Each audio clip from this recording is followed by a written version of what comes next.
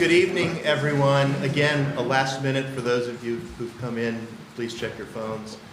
We do now have a quorum on the county side, so we can officially begin this session. So I'll gavel in our part. Now, Missy, if you want to direct city on... Yeah, I'm fine with you going ahead for. Okay, so we'll just go ahead and start ours. So can I borrow you again? Sure. The city's in as well. Thank you. Okay. Are there any matters from the public that are on topics other than we're going to be discussing this evening, which is the woolen mills? Does anyone care to speak on another topic, since you have both planning commissions here? Mr. Williamson? There's a list here that has names on it. I'm assuming that's for the woolen mills. There may be one individual back here that wishes to speak. Peter? Yeah. Yeah, we were gonna plan to send this around. It'll help with the signups for when we get to the public comment period. So when you finish back in this area, pass it along, and then make sure it makes its way to Sharon when you all finish it. But Missy, in our tradition, Okay. we have matters to the public, and we have, I understand you we have an have it individual. now? Yes, we have that's not woolen mills. Matters that are not Okay, related. that's just Willow Mills then. I'm sorry. So We'll if we have an figure this out. individual who wants to speak generally, welcome. Thank you. You could say your name and where you're from. Will do. Thank you, members of the Albemarle and Charlottesville Planning Commissions. My name is Peter Thompson. I'm a 40-year resident of our community, half in Charlottesville, half in Albemarle, and I have the great pleasure of serving as the executive director of the Senior Center on Pepsi Place. And I'm here to share a little bit about the Senior Center's vision for healthy aging at the Future Center at Belvedere.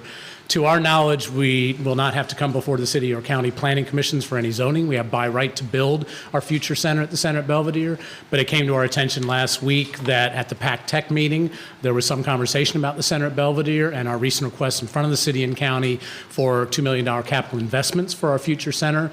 So it occurred to us that perhaps you as planners and community leaders would want to know a little bit more about what we're doing. So I'm just going to take a few minutes and then I'll leave some information. Got it. So the Weldon Cooper Center, which you are all very familiar with, has said that the biggest demographic issue in the Commonwealth of Virginia and here in Charlottesville, Albemarle, is the aging of our community. And what we know consistently from research is that the keys to help to an aging community is how can we create the opportunities for living well and aging well. And research consistently shows it's exactly what the Senior Center's done for the last 56 years. It's creating opportunities for social, physical, intellectual, and emotional wellness. That's what the Senior Center is all about.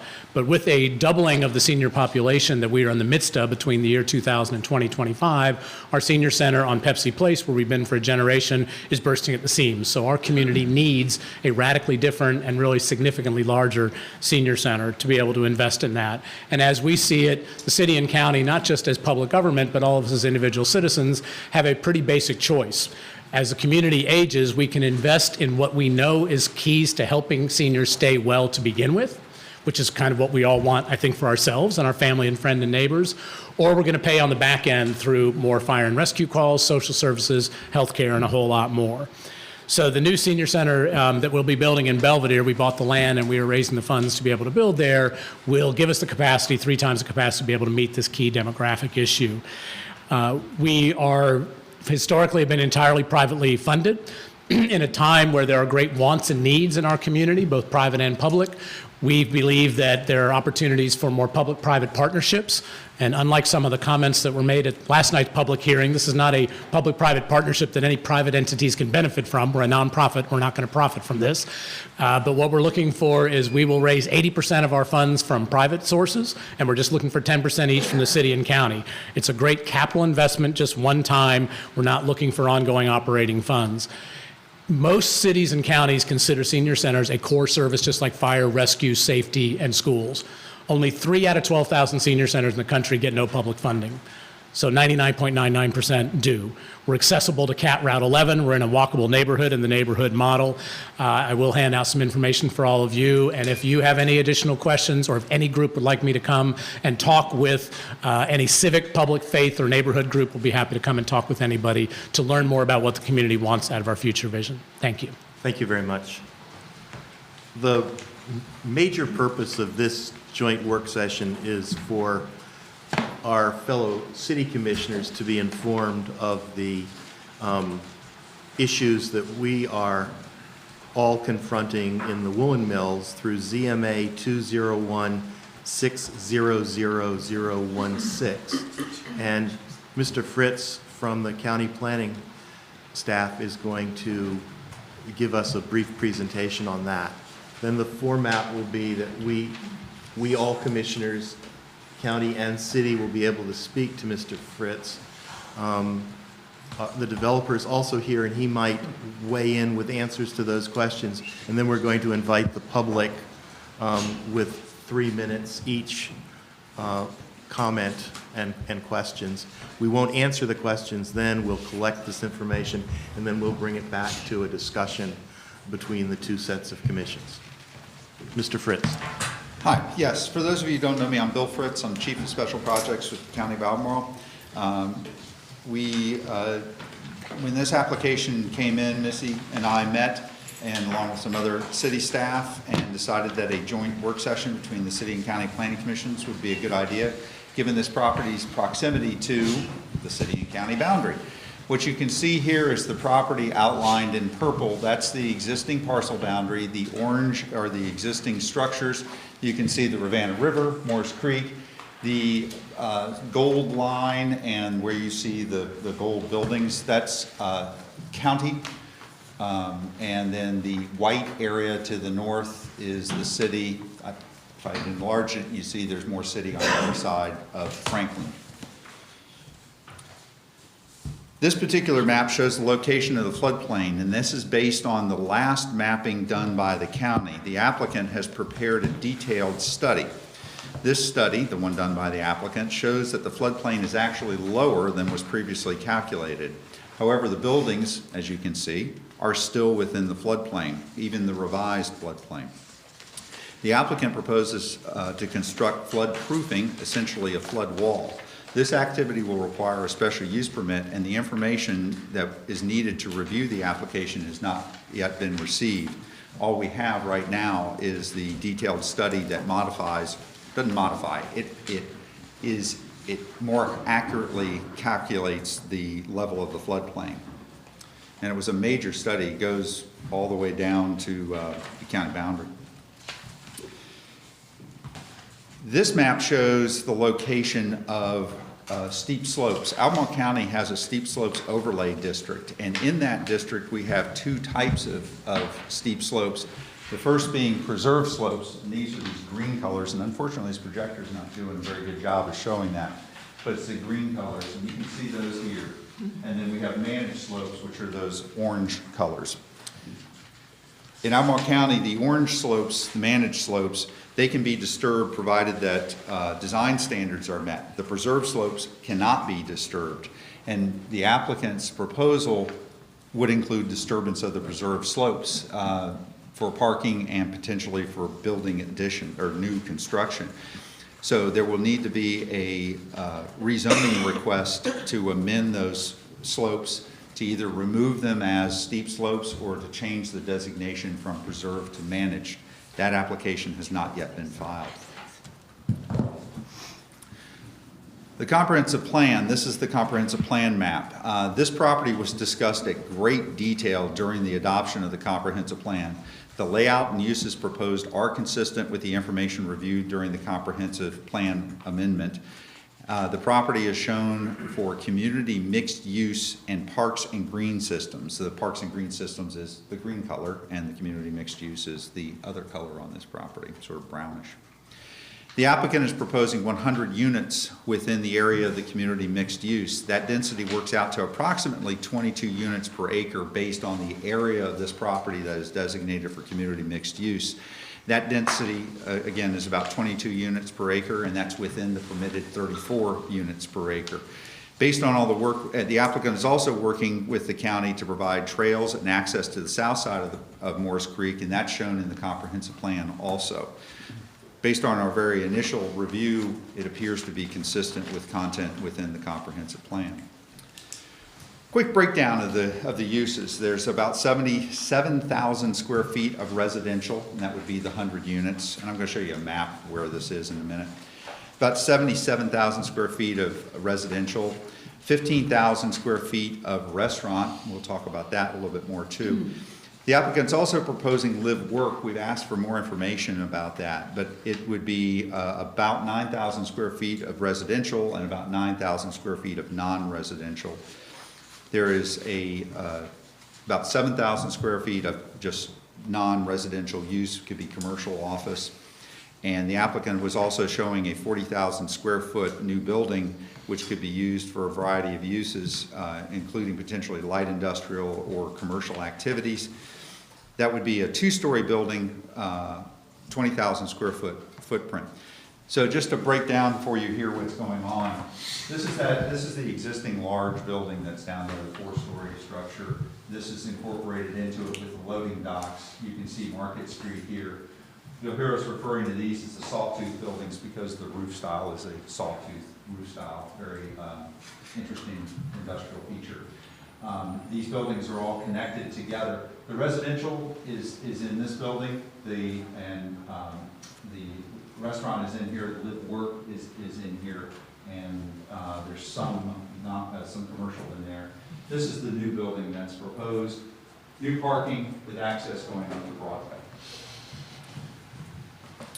This connection here, I just want to point this out, this connection that you see here would not be a vehicular connection, it would be a trail connection or emergency access only for emergency vehicles. This shows the areas to be used for the various uses. The residential, as I said, is mostly in the existing multi-story office. That's that red color you see there, and with some in the sawtooth buildings. Office area is in the sawtooth building. I think I said that incorrectly before. The restaurant occupies 2 floors, the upper area and the basement, and that's the loading dock that you could see there. The new building is on the left. All of the renovations to the existing buildings are to follow the Department of Historic Resources guidelines in order to preserve the historic value of the building while still permitting modern use of the structures. As a matter of fact, there are no structures proposed to be removed from the property at this time. So a summary of the applications that we still need to get for this. We have the rezoning from LI to C1. That has been made. There would need to be a rezoning of the steep slopes overlay district. I talked about that to allow the disturbance for parking and building. A special use permit is needed for the residential, and we allow residential in the C1 district by special use permit. That permit has not been filed. And the special use permit to allow activity in the floodplain, we need more information on that. We've not yet received that. We also believe that there will need to be a variation modification waiver, use your term there or select your term there, to reduce the required parking. And in the staff report, I've provided some more detailed information about the parking. As far as the parking goes, we've been working with the applicant, or we've been talking with the applicant about some alternatives to how that will be calculated. So the variation may not be as great as it looks like. For example, if I go back to the restaurant, you can see a very large area for the restaurant there. It's 15,000 square feet. That's a huge parking generator. Well, the basement is not really going to be restaurant. It's going to be more storage. And there's an outdoor dining area that's very large. And some of the questions we need to ask is, will the outdoor and the indoor area be used at the same time? If they're not used at the same time, we shouldn't double count that. So we may need to do some modifications on our parking calculations. So we're looking at that. We're looking at the definition of live work to see whether or not we should modify the parking calculations there. So that's a very much an ongoing endeavor. So main issues, the provision of parking, access to East Market Street, and in this particular property, there is a small parking area that accesses East Market Street. It's about 30 parking spaces. That's an issue for many of the residents in the area. Public safety access to the site, those conversations have been ongoing with our fire rescue folks. I believe that they are close to coming up with a solution to that. We don't have it yet.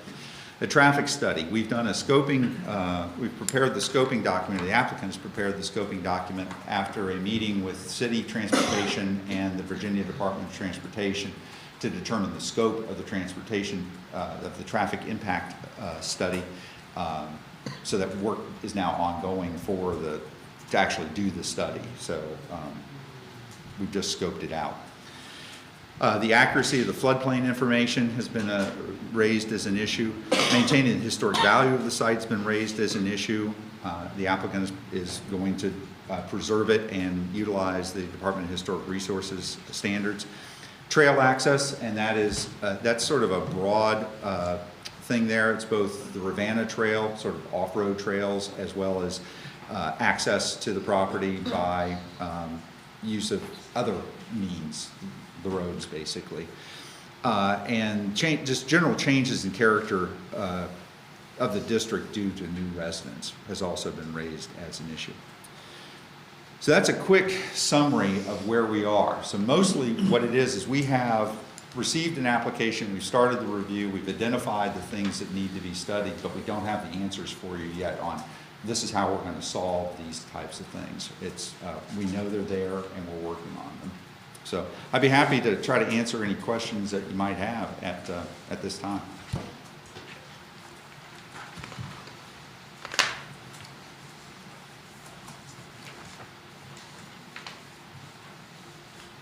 Wow. I'll take it. All right, I'll ask one. Okay.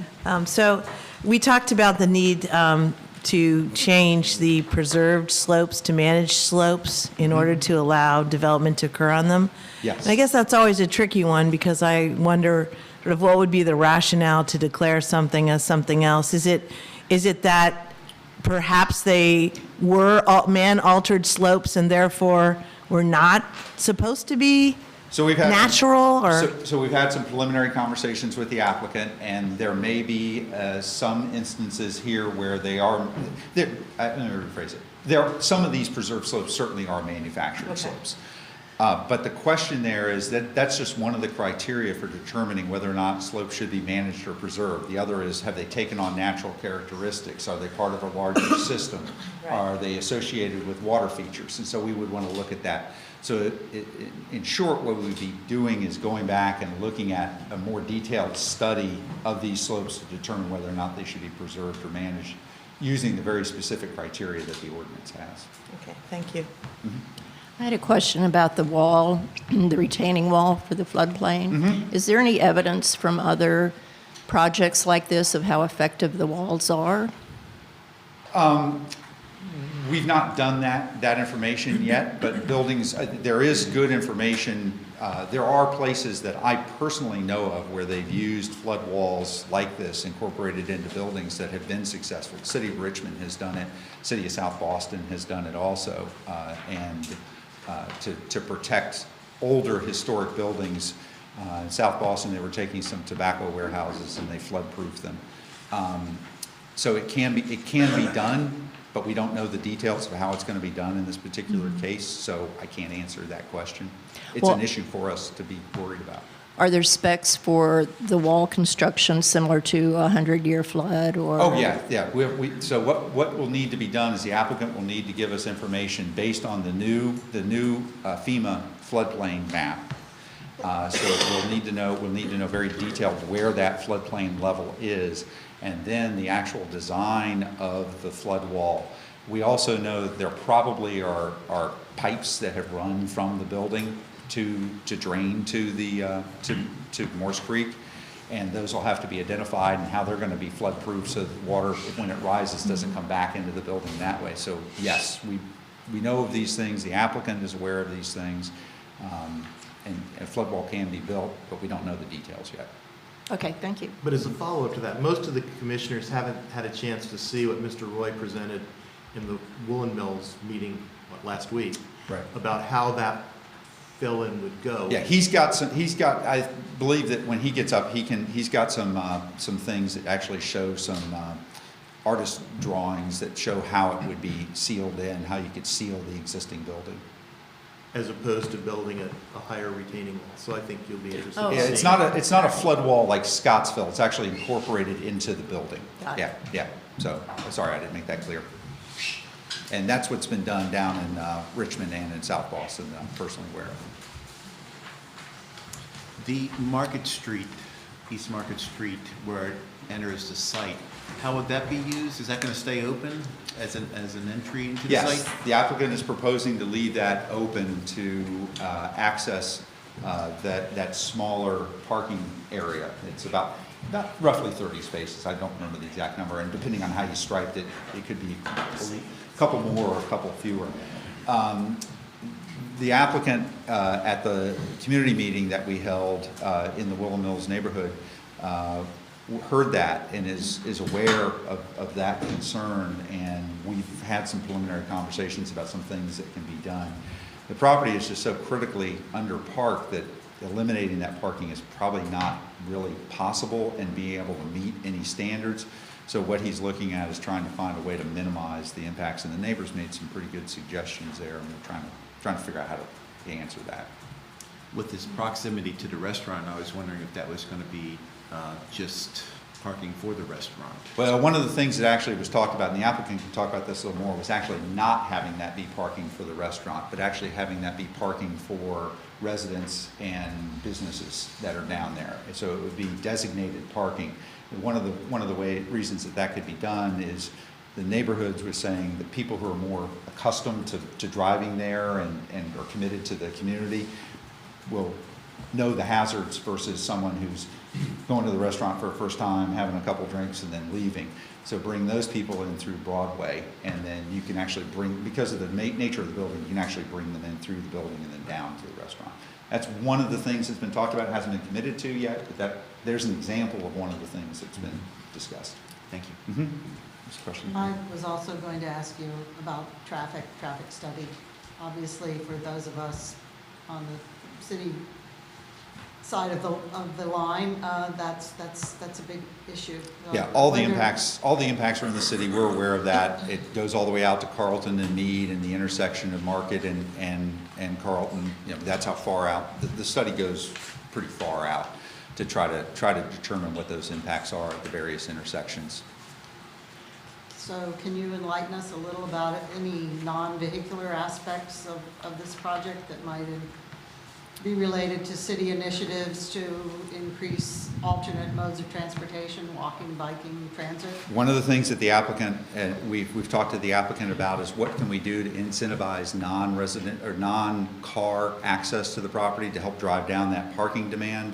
So we're aware that that may be part of the solution, which then has an echo effect on into the city. So the answer is no, we don't know what it would be, but we're aware that it's part of the evaluation that we're going to have to do.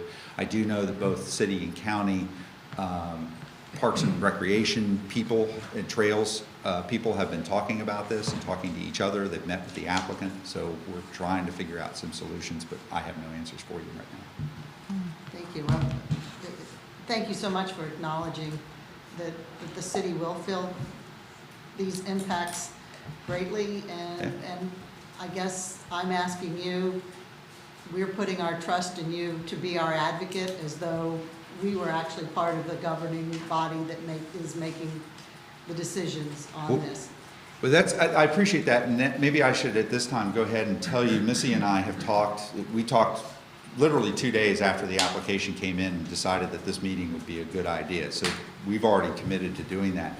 And what we're going to do is, as additional information comes in, I'll be sharing that with the city staff, who then either they can provide comments back to us, or if necessary, they can come to the City Planning Commission and get comments from y'all, which could then come back to us. So there's this commitment to try to keep you all in the loop and have you have an opportunity to provide comment. Thank you.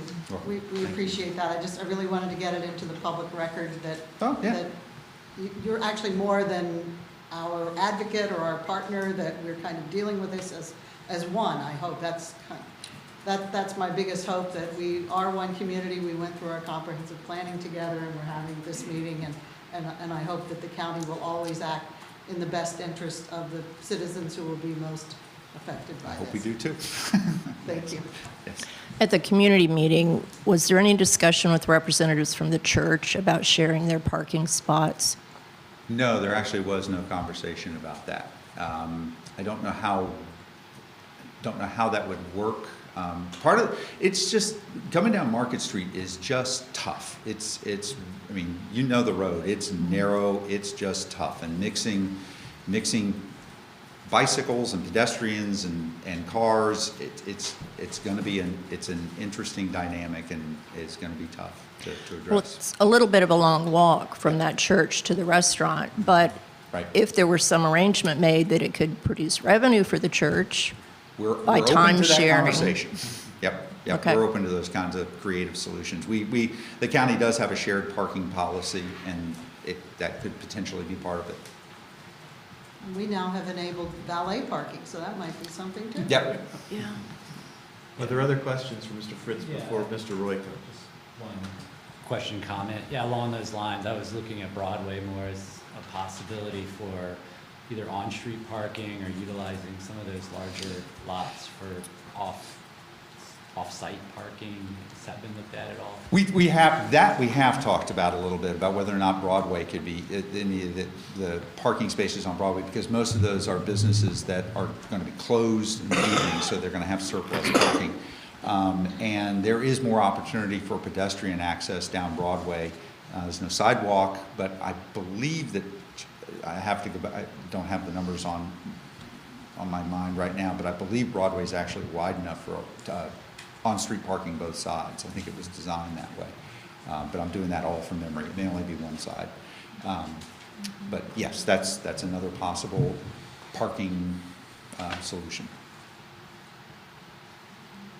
First thing we're going to try to do is, the primary focus right now is to get better information on what the actual uses are, so we can figure out what the real parking demand is. And also with that traffic study, that'll help define what numbers are we really looking at here. Right now, we just know it's an issue, but we don't know, is it that big or that big? Ms. Riley, Mr. Claiborne, Mr. Lafferty, any questions at this point? Not at the moment.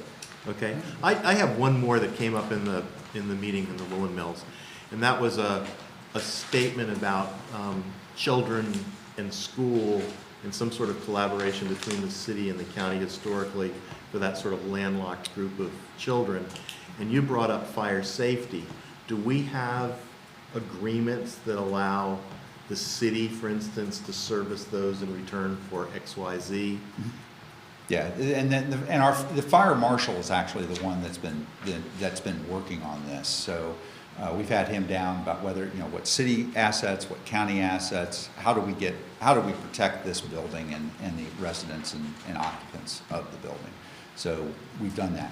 On the school part, that's one of the pieces I just haven't had time to get to yet, on how the school buses, if we expect, based on the unit type, that the population of students in this will be exceptionally low,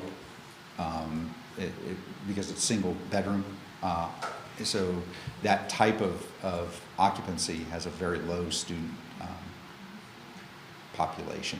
But I'm working, it's on my list of things to coordinate with the county and see how they're gonna deal with that. Thank you. Mhm. So obviously, Mr. Fritz is here as our resource the whole evening, and we can go back to him with questions. But Mr. Roy?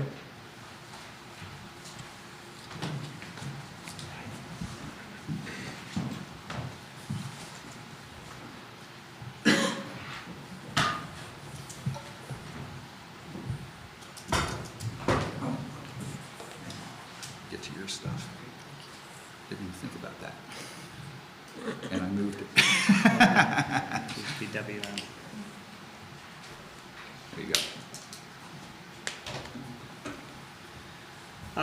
Thank you. My name is Brian Roy. I am the contract purchaser on this property. I appreciate everyone coming out for such a small, simple redevelopment proposal. I've been involved in this property for almost 2 years now. Was amazed the first time I walked through the building. The exterior is gorgeous, the interior is gorgeous, and I think it really lends itself to a tremendous opportunity going forward. This is just kind of a watercolor rendering of, in theory, what the property could look like with a new industrial building and with the parking on the high side of the property, which would be off of Broadway. But to be honest, when you do an architectural rendering, it's generally made to make the property look more attractive, when it's completed. But I think if you've seen the site, and if you've seen the pictures of it, which I'll just hold up, I actually think it doesn't do it justice. I think the building is gorgeous as it is. I think that it's been preserved quite well over the last 100 years. And the history of the site goes back to pre-Civil War. Obviously, these buildings date more to the early 1900s, but I think that they maybe saw some previous fires that burnt down the original factories, and as such, they built this to be very lasting and to be very attractive from an industrial perspective. The main problem and issue on the property was that the floodplain, the 100-year floodplain, which was adjusted in 1980, reflected that the 100-year floodplain was about 3 feet above the first floor, the finished first floor, which really did not allow for any kind of development, whether that be residential, commercial, even industrial. So the first challenge was to see if the data, and this was not subjective data, this was just data going back over history, that the floodplain could be lowered. With the existing owner, we endeavored to see if the floodplain could be lowered. And at the end of the day, we didn't know how much it could be lowered. Certainly, it needed to be below the first floor, and then it needed to give us a little cushion, obviously, if it allowed for it. So the floodplain was about 3 feet above the first floor. The data, which took almost a year and a half, 2 years to get through, the study continued per FEMA standards, continued to grow and grow throughout the county. So the floodplain was able to be lowered not only 3 feet, but about an additional 2 feet. That still meant that the building itself was in the floodplain, but it was in the basement section, where the basement section is not really usable, so it allowed for the thought and the potential, could you do a flood wall along the base of the building, along the base of Moores Creek, that would allow for potential occupancy in the building. So that's what we've contemplated here, and I'll give just a very preliminary rendering of what it could look like. These arches are the original structure, and the thought would be this flood wall would be filling in these arches. The main focus of this entire property is to preserve the buildings historically. And to preserve buildings historically, it has to meet a very strict standard, and that's done by the Department of Historic Resources for the state, and then on the federal level, it's through the National Park Service. So both of those standards that have to be met are significant. When you change a historic building, whether that's the site or the interior or the exterior of the building, it comes under some significant scrutiny. So to solve for that problem or that issue, the thought is if we were to enclose the arches with a different concrete or color and really almost make them look invisible in a way, if that's possible, that would be preferred from a historic structure. Maybe set off that retaining wall, that flood wall, about 6 inches from the arches, which is what's shown here. Where I think it allows for an opportunity, so it's not just this cold flood wall that you do see in some other areas, is to tell the history of the site. This is a site that goes back to, the early 1800s. The original Charlottesville factory was 1847. The uses that were in this building when it was a wool mill were, for the Civil War, for the Confederate Army, for military uniforms throughout the 1900s, and then their best years were in the World War II period when they were producing the uniforms for the majority of the military. Obviously, in 1950s, the need for wool uniforms waned a little, and the business eventually went bankrupt in the early 1960s. So I think that there's an opportunity, there's a challenge with getting the building out of the floodplain, and this is, I think, the best way to deal with it, to have the most minimal impact on the historic nature of the building, but also solve for the functionality in case there is a 100-year flood. And obviously, in going back to the 1969-70 timeframe, there was 100-year floods. So it is a need, and it does allow for potentially an area that could be used as more pedestrian access, because it does have a little pinch point right at the top of the building where it makes any vehicular traffic very unlikely. So it would be maybe more for just fire and rescue. I think Bill did a great job summarizing kind of the challenges and the opportunities of the site. I do want to preserve this historically. I do want to meet the overall comprehensive plan, which essentially allows for about 50% of the property to be residential and 50% to be non-residential. How that non-residential looks could evolve over time. The floodplain that came back from FEMA was just received a few weeks ago. So I was a little premature in filing for the rezoning, recognizing that there would be a lot of questions and challenges, and an understanding. Obviously, it's a very tight-knit community, a tight-knit neighborhood. I want to be very sensitive to that. I see that when you drive down Market Street myself. It does not allow for a ton of increased traffic. So to overcome that, I have moved the main entrance to the site up off of Broadway, which right now is really more of a gravel road. And the main entrance to the 4-story building, going back, the main entrance to the 4-story building would actually be on the 3rd floor on the back side of the property. So this parking would somewhat be hidden, and you'd be able to focus your attention to this great natural resource and natural asset, which is the Rivanna River and Moores Creek as they join at the property site. So 3rd story access here, parking up here, and that would allow for your main pedestrian traffic coming through the building, whether it's residential, whether it's restaurant, or whether it's office, to come down through the site. So I hope, and I think that that does allow for a elegant solution to what exists on Market Street, which is a challenging access point. I'm happy to answer any questions, and I appreciate your time and consideration on this. Ms. Rowland. At the Neighborhood Association meeting, you talked a little bit more about the projected residential uses. Can you give a little more description about what the size of the units are? At that point, you had indicated they would be rental, not ownership. If you could just give a little more description. Sure. About that, please. One of the items to preserve a building historically is that it can't be altered for a significant amount of time. It's generally about a 5-year period. So once the plans are presented to the National Park Service and to the DHR, they're essentially locked in. So they would be all rentals. The 4 floors, the 4-story building, has just tremendous window and ceiling heights that would allow for true loft apartments that really don't exist.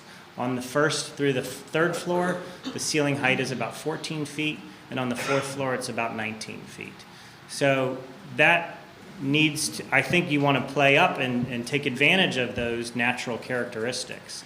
So it would lend itself to probably narrow units so that everyone could have the availability of these windows, and it would lend itself to very open studio type apartments.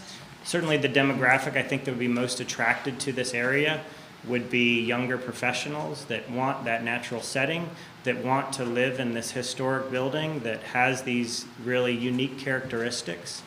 So I don't envision that it would not be any 2-3 bedroom units. It would be all 1 bedroom or studio type apartments. So I hope that would make it more attractive for everyone that's living there. The 2 one-story existing warehouse buildings with the monitors, does the flood wall come up to those? Are they within the floodplain? To the Sawtooth? Yes. Yes, to the Sawtooth. Here's a rendering. The Sawtooth buildings already have a more significant basement wall, so this is what the wall looks like today. It does have some windows. The basement area of the entire building is only about 10 to 15 feet deep, so losing that in terms of usable space isn't a huge issue. So what I envision here is incorporating the existing walls and almost putting a flood wall on the inside and bracing that so that the visual impact is very minimal. And then there is a small piece, about 15 feet, between the two sawtooths that would need to be filled in. And so you'd extend that all the way, and then the floodplain starts to decrease as the building ends. So the area beyond the second sawtooth isn't needed for any kind of significant wall beyond that. Thank you. Just an observation, the North Carolina flooding is classified as a 1,000-year flooding, and that was a near miss to land. Just, we're having more of those these days. Agreed. Speak in the microphone. Mr. Roy, obviously your site's uniquely positioned between a area that has jobs and kind of employers on Broadway and a natural resource that we all recognize as something that's probably underutilized in our community as a whole, and then the historic neighborhood of Woolen Mills particularly.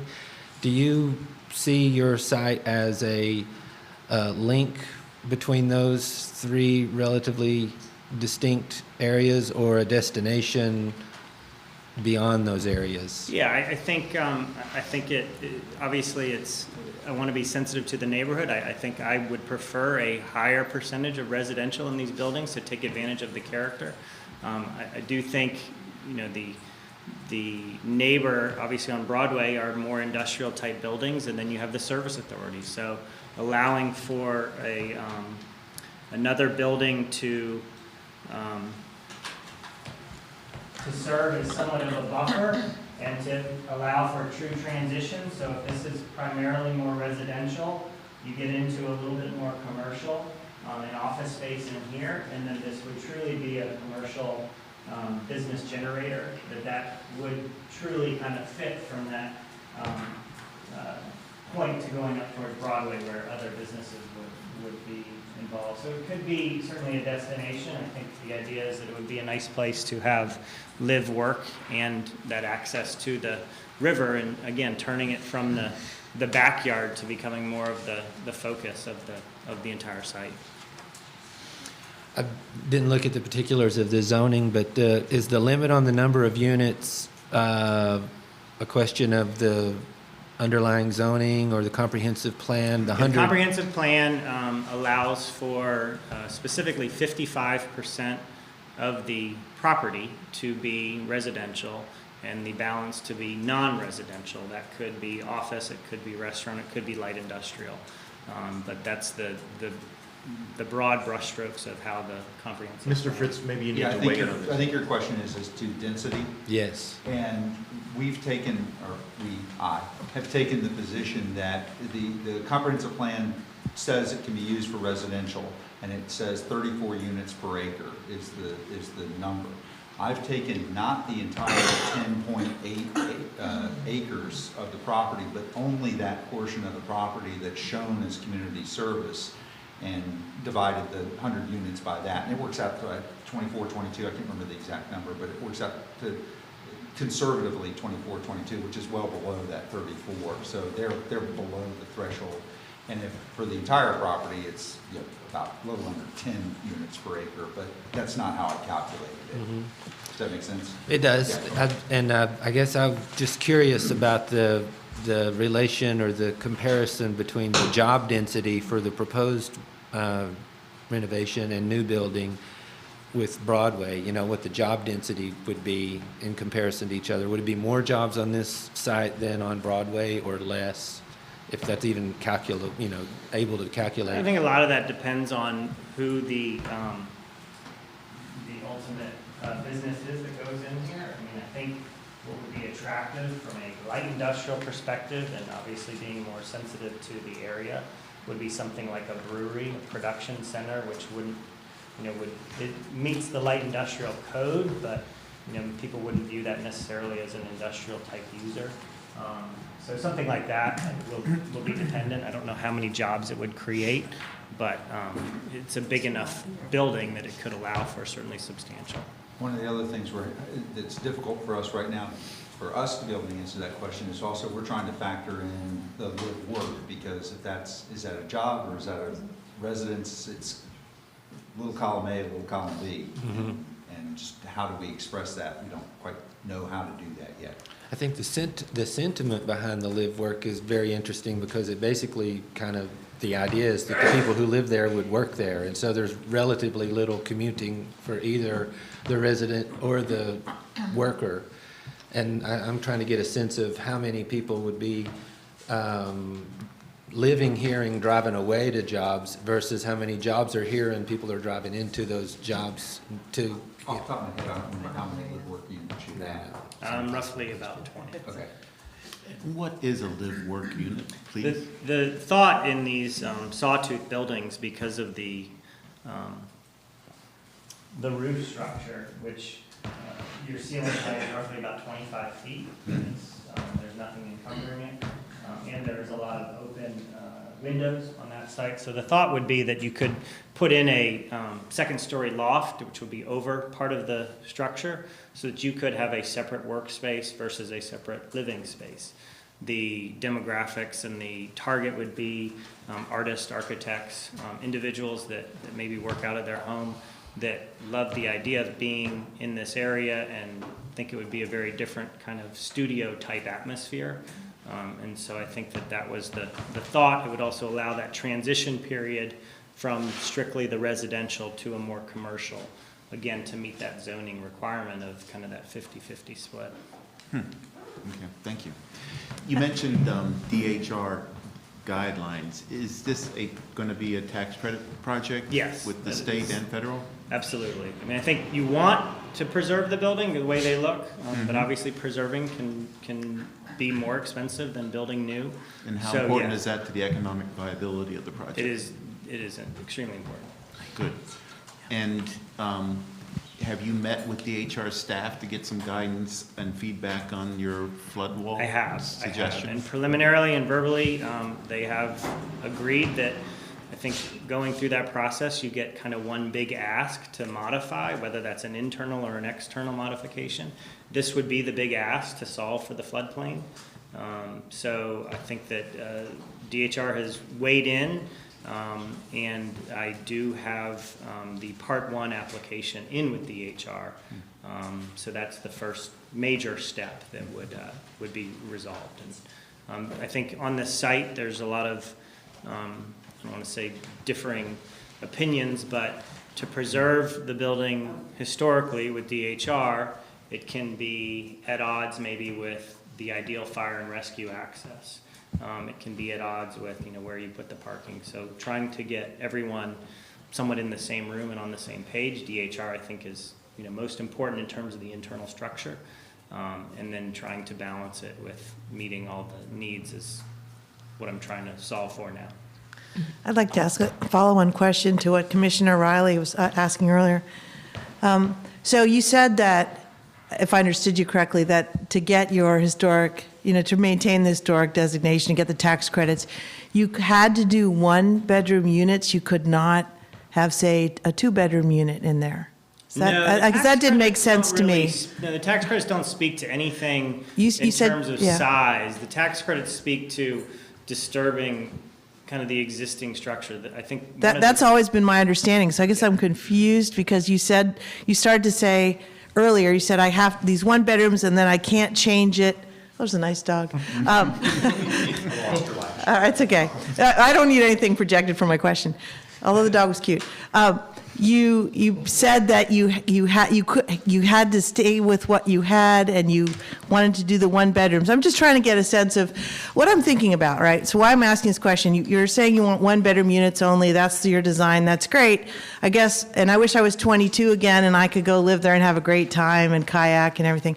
But I'm just thinking it makes the community a little bit more transient. I mean, sure, you could have a retired person in there, or a lonely divorced architect perhaps, but I'm just trying to think about when you want to have a family, you automatically have to leave this place. And so it makes it, this will be very much part of the Woolen Mills community, even though it's in the county. And I'm trying to think about the stability of the people living there and being part of the community. And if it's all one-bedroom rentals, it just becomes a much more transient type of resident that can stay in that situation for a long period of time. It's just not that viable. So I'm asking you if you would consider, or had considered, or if you had and you didn't, having a mix of unit types in there that would address different levels of affordability and also mean that you don't have to leave just because, you have a child or something. Absolutely. And to clarify, the tax credits and the DHR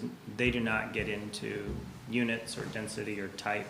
They're really focused on if there's interior walls, and obviously the windows are extremely valuable and important, that those stay. And luckily, this building has pretty open floors such that adding new walls is allowed versus you're not taking down or moving anything, which is a challenge in some other types of buildings. So no, that doesn't. I think the thought with the layout is more driven by there are two staircases in the end, and then maximizing kind of that footprint would have an interior column. So mixing a bunch of different types of units might put more of a strain on the financials in terms of having the floors look different versus the 3 floors. I mean, I'm certainly happy to look at it, but I know it's a challenge with the schools, the children, et cetera, but I can certainly look at it. I'm not wed to that idea. Okay, yeah, I'd be curious to see that. I understand it's much easier to just put the exact same unit, and you can probably squeeze more in than if you're trying to jigger in an extra bedroom, but Right. again, I'm just looking at stability, and I have looked at apartment buildings in the past with just all one-bedroom units, and they have a high turnover. Yeah. And I'm just thinking about the sensitivity to having the people who live here be part of the community and be able Yeah. to stay a long time. I think with the footprint too, I mean, it's the units are going to be narrow. I mean, they're going to be longer than they are wide. So if you had a significant unit depth-wise, and there'd be a huge unit. And I mean, obviously the economics start to play into that too. So I think that I'm happy to consider that. I haven't locked in to that number of units, but appreciate it. Could you talk a little more about the live-work units and whether there will be an actual requirement that there be a residential component? This is a two-part question. I think the thought on the live work is there seems to be a high demand for those types of units. I think the layout of those buildings allows for maybe an interior wall that would have units on both sides of the wall so that they could both have that structure, that sawtooth structure, which I think is extremely attractive as opposed to having one with 2 high ceilings and one with none. And then the access point on all of these units would be from the exterior as opposed to some interior corridor. So it allows for, whether that's a business or whether it's a residential entry, it allows for that. How that's marketed, I think it's something that doesn't really exist, but how it's laid out with a interior loft space on half of the footprint of the floor could really differentiate that residential versus workspace. But I think it's a marketing issue, and yeah, the requirement, the thought would be, are you planning on having your business in this location?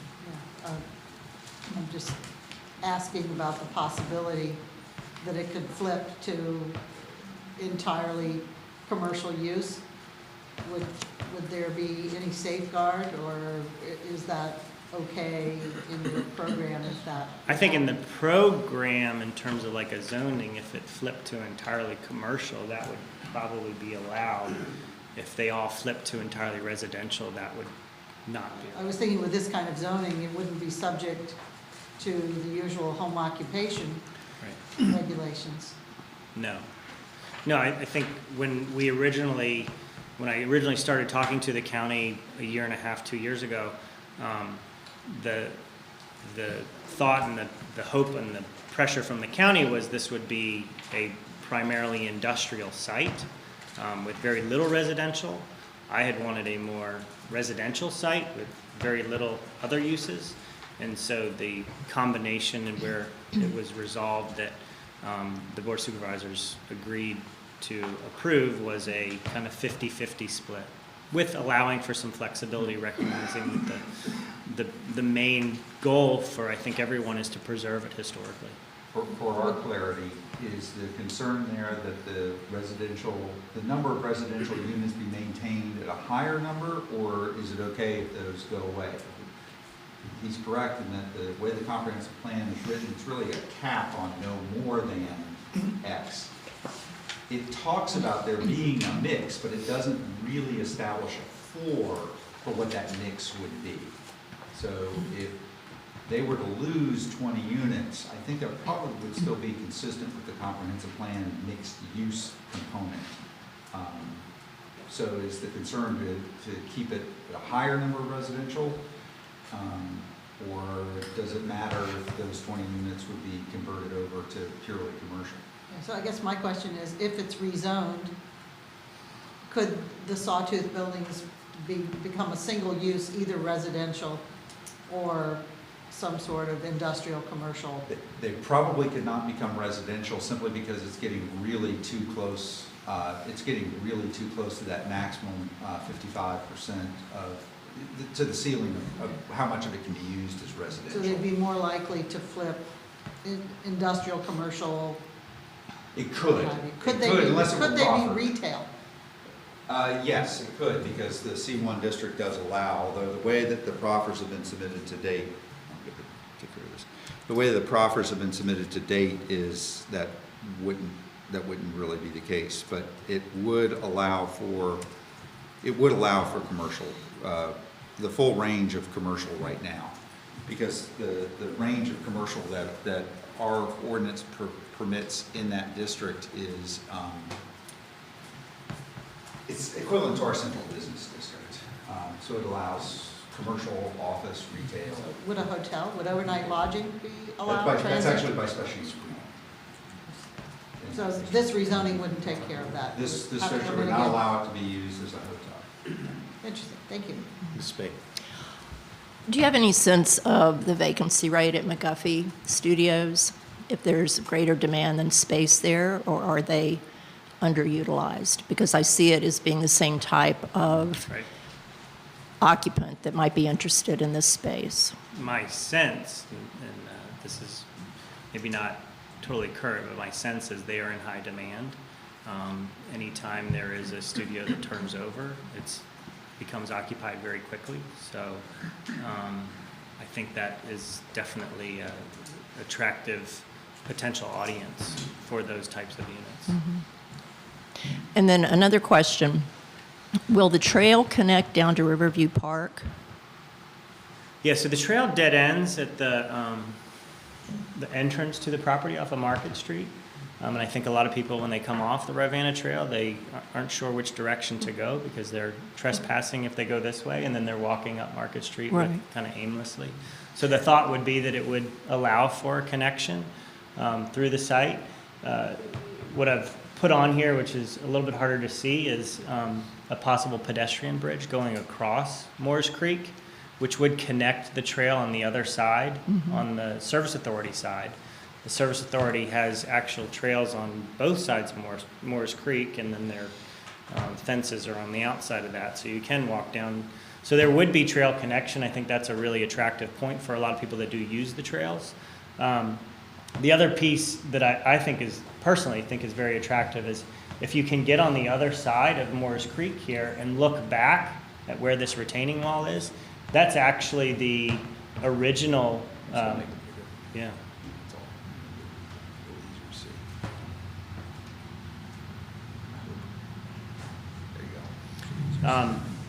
Where this parking lot is right now was the original factory. And when that was imploded, you can still see the outlines of the walls and of the windows and of the doors. So looking back, I think it adds another historical perspective that you really can't get too much just by looking on the site. So, yeah, there is an attraction to get that trail access connected. And then one other issue, have you been involved at all with Rivanna Conservation Alliance and Robbie Savage? Because Yes. they have kiosks up at Riverview and, Spoken to her a fair amount and talked about, how this site could be incorporated into what she does, and even some office space down here that would allow her to be a little bit closer and have another site on the river that you could put kayaks in, which I know there's limited numbers now. So there is a nice area on this side of the property where it's almost like a little beach that it's very calm here before you would have to put in and get into a little bit more significant water. So yeah, I think this is a very attractive area. I have spoken to a couple that might want to use that as a kayak business. And they already have a business, but they need a more permanent home, so I think that would allow for some potential use there. the Rivanna Rafting Company. Exactly. Yeah, they're up in the Cosner parking lot right Correct, now. yeah, they're temporarily in the city, and they have to, if they have any tubing, they have to kind of bus in both directions, the drop off and the pickup. This could give them at least that point where it's just, it's an ending point as opposed to, having to bus in both directions. So you have the support of RCA and Robbie. I think so. I don't know that I asked specifically for Okay. it, but I presented at her conference a year ago, and so she allowed me to talk about it. So Then, hey, you're in. Ms. Farham. I have two unrelated questions. The first question is about the impervious surface on the site, and you talked about trying to play with the parking numbers. But as you probably know, Morris Creek is an impaired stream, as is the Rivanna. And so I'm wondering, and I know we're not doing a site plan right now, but I'm just wondering, I think I asked you this when you came before our commission before, if you're considering low-impact development strategies, best management practices such as permeable pavement, permeable asphalt, any of those kind of, especially for a parking lot where it's Yeah. not a high-trafficked area. yeah, I think, as you said, those are in the development process, but in preserving a historic building, it seems to be counterintuitive to just say, well, then I'm just going to throw up a bunch of asphalt and pavement and, be done with it. So I would like to be sensitive to all of that.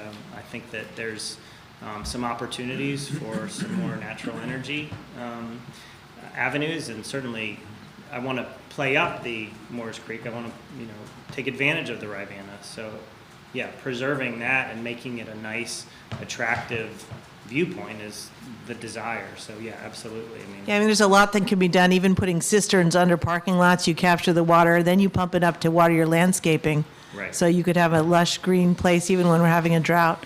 The other question I have, I used to go put in my kayak at that ankle breaking put in at the Woolen Mills almost every Saturday. So I'm really familiar with that road. And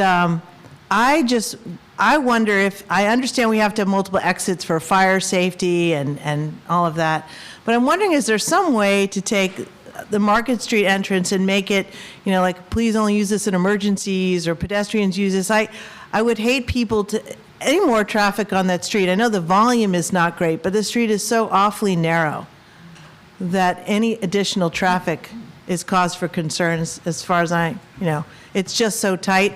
And when people park their cars to put in the river, I don't know if they would be able to use your site, but basically that makes it even narrower because you have sort of guest vehicles who've put their kayaks in, making it tighter. So is there any way that we could sort of really discourage the use of the Market Street entrance?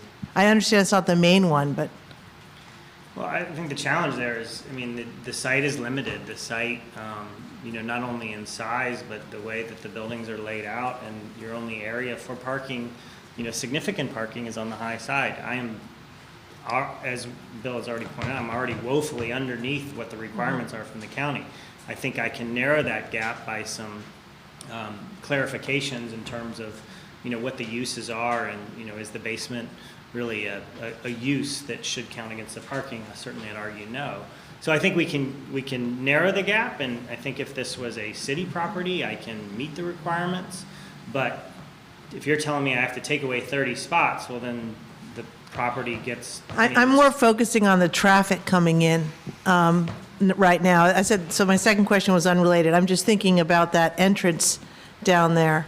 Is it possible to kind of discourage people using that entrance to come to the I definitely want to site? discourage. I mean, certainly, Right. I don't think it would, any business or residential, you know, use down there would not last very long if the parking lot is full and people are driving down and having to turn around, and then the only other way to get to the parking is to go straight back up all the way around to essentially to Meade. So, yeah, I think I would definitely discourage, and I think those are thoughts and considerations as the rezoning process goes along, that I figure out, is that dedicated parking to just the residential? Is it reserved spots for just the residential? I think that's certainly a more attractive piece. But in terms of the overall parking allotment, 90% of the parking will be up on the high side of the property coming off of Broadway.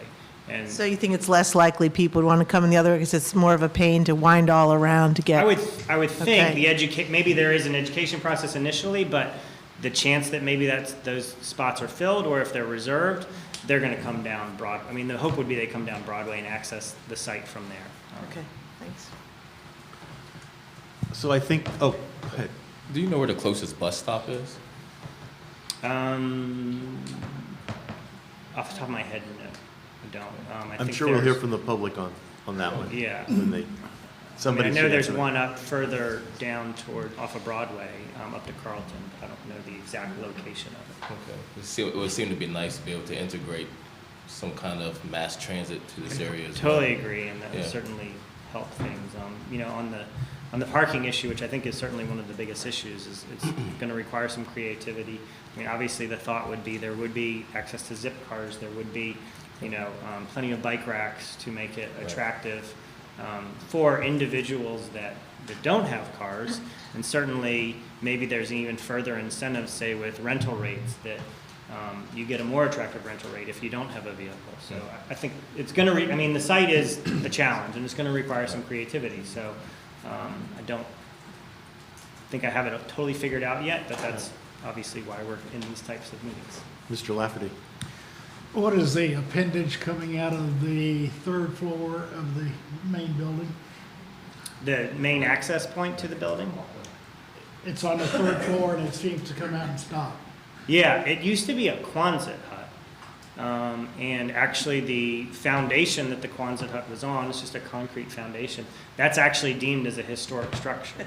So that'll remain? It'll remain in some form. How it looks, you know, if 100% of it stays as a concrete block, and I think it obviously isn't the main focus of the historic preservation, but there is a small entry point with a Quonset hut kind of up here.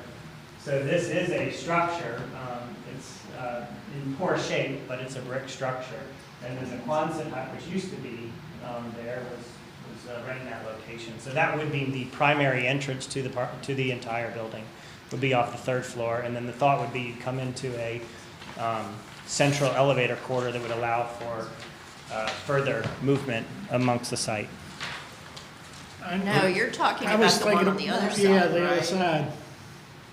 Oh, I'm sorry. Down here.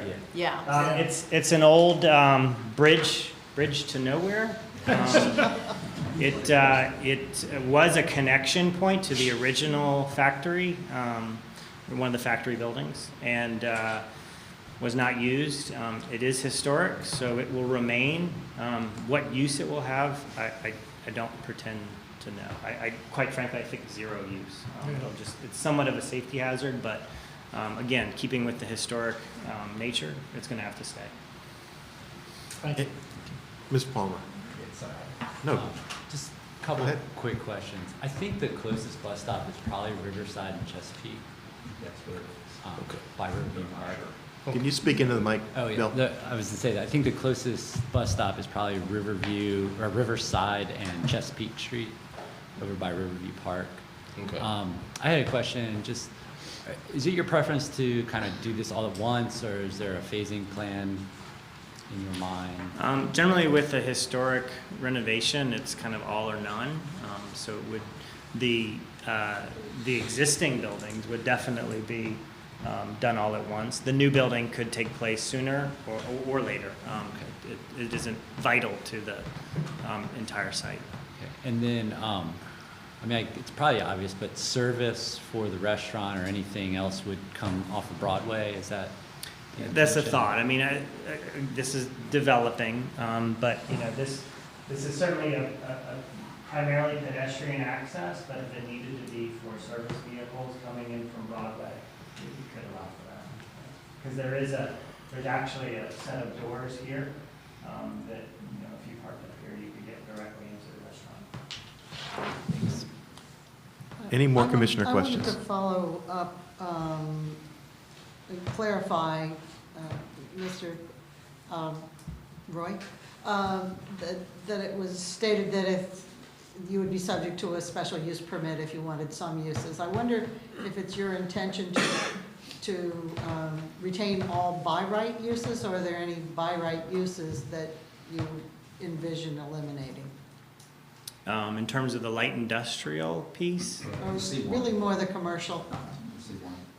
The C1. I mean, I've been pretty consistent on this plan from the start. I don't envision major differences. Now, certainly if there was a commercial or office user that wanted the entire first floor of the 4-story structure as opposed to just half of it, or more of the Sawtooth buildings, that could be modified there, but I think it's more attractive from a residential perspective. Yeah, I'm more concerned just about the types of commercial uses, and I guess I would just issue sort of learning from experience, and perhaps our county colleagues have had this experience, but there are many people in the city who feel that they were burned on the William Taylor Plaza project, not because it was going forward, but because there were misunderstandings about what commercial meant. There was a kind of idea that it would be neighborhood commercial, you know, coffee shops and insurance offices and so forth, and they didn't envision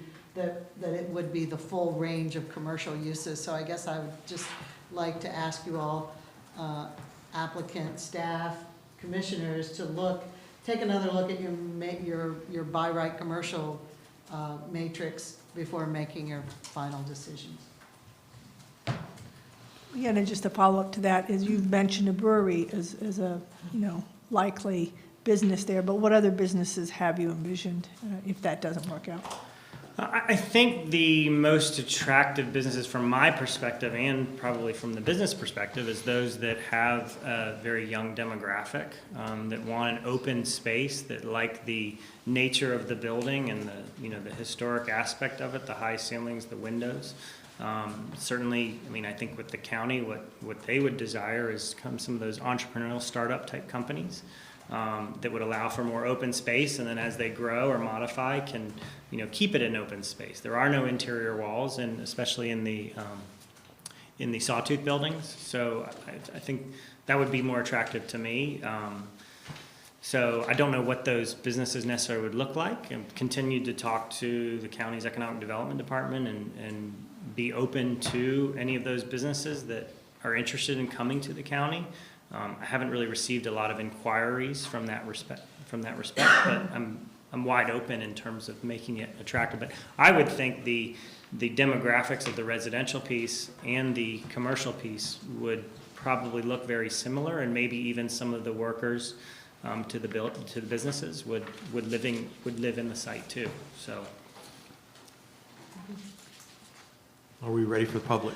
One more question. I just realized that on the last page of attachment A, it says see attached proffer form, and we don't have the proffer form, so I'm assuming that's because it doesn't apply, because you are coming under review now, since July 1, correct? No, they submitted the proper form. What I did is the applicant, attachment A was the information that the applicant submitted as part of the application, and I provided that, and frankly, I forgot that it had that note in there, and I just didn't include the proffer form. There are some very preliminary proffers that talk about providing the trail, that the primary access is off of Broadway. I've got it, and I could. That's okay, I just want to make sure I wasn't missing something here. Okay. Well, maybe after the public, you could bring that. So for everyone here, here's our game plan that Mr. Kiesecker and I worked out, and we'll see whether we can stay to it, because Ms. Creasy has said that she likes these meetings to end at 7. We know we began a little late, so I guess that makes it 7:15. We'll see if that's possible. Our plan was that we would hear from the public, and really the idea of hearing from you in this session is that you can inform staff. You see that Mr. Fritz is really taking notes on all of this, and he'll be aware of the concerns that you have, and of course, the positive things that you have to say as well. Then we're going to bring it back, and we'll give the commissioners from both city and county an opportunity for one last set of recommendations to Mr. Fritz, and I guess Ms. Creasy, because there'll be city-related pieces to that. We're going to take a 5-minute break then, and then under new business, there are things that commissioners from both city and county had hoped that there would be an opportunity to talk about, and at a minimum, we will be talking to staff about the next joint meeting and how we might structure those discussion points. So that's the game plan. Ms. Firehawk, as the vice chair, always leads us in this portion in the county. Since this is a county-called meeting, she's going to be calling on the speakers, and of course, if you're not signed up and you wish to speak, you're welcome to after the names are called. Okay, thank you. We have 3 minutes for each speaker. You feel free to take less time. My job is to mispronounce your names. Fortunately, I know the first speaker, who is Bill Emery, so I got that right. Come on up. Commissioners, I could. If you can come speak into the mic, because we're recording it. Thank you. Get a little bit disorganized talking about my home. You know, there have been Monicans and mill hands living at the foot of Monticello for thousands of years. This is a rich environmental and cultural landscape. It's an area where the city and the county have cooperated before, most notably recently, the 2010 National Register nomination, which includes the Mr. Roy's site. It's great to see the two commissions sitting down together, working with each other today. I just want to sort of cut to the end in case I get cut off and too disorganized. I really hope you guys will craft a recommendation for the Board of Supervisors to waive dramatically the parking requirement. Today I was walking up and down Broadway, looking at the metal buildings and the sea of asphalt, which really, this site has more in common with Monticello. I don't know what, you know, the Broadway light industrial doesn't have a whole lot visually to recommend itself, but one thing that's very notable about it is just the census of cars in the parking lots. There's nobody there. It's just, you know, except for clear communications, the parking lots are very underparked.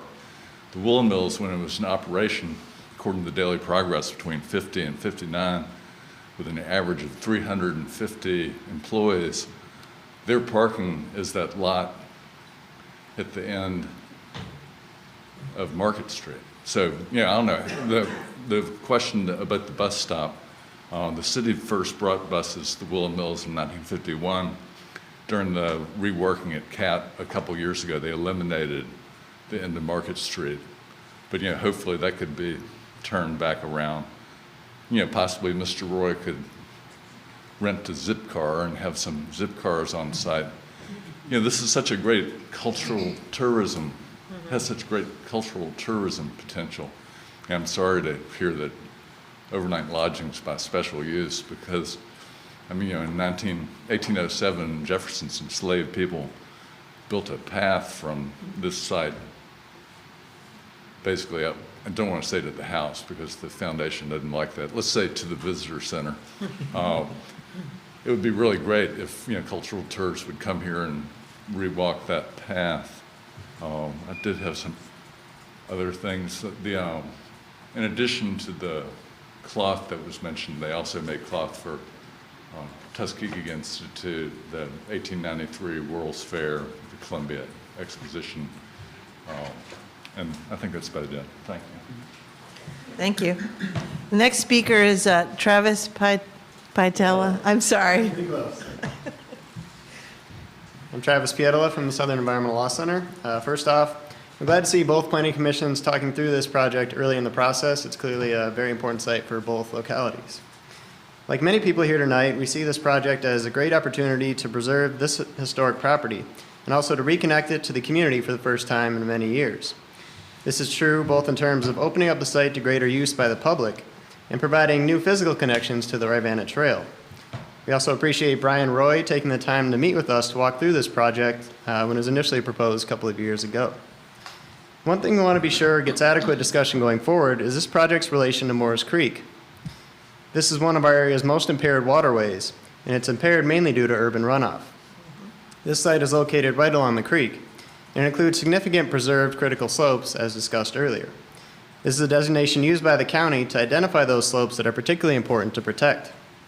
We hope these important environmental features can be avoided to the greatest possible extent, particularly those located immediately adjacent to Morris Creek, which, if disturbed, would have the greatest impact on water quality. Now, we recognize that the preserved slopes internal to the site may present a bigger challenge, but they also warrant careful consideration. As this proposal continues to evolve, we hope the applicant and the county can work together to find creative ways to avoid and protect these resources.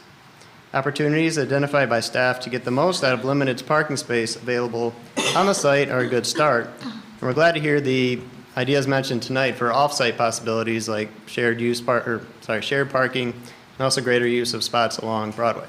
Thank you. Thank you. The next speaker signed up, Allison, I'm going to butcher your name. Why don't you do it? Thanks. Allison Ewing, 1900 Chesapeake Street. I live in the Woolen Mills. So you all have talked about the pressures on the neighborhood in terms of traffic. I think I could add to that potential pressures on Riverview Park.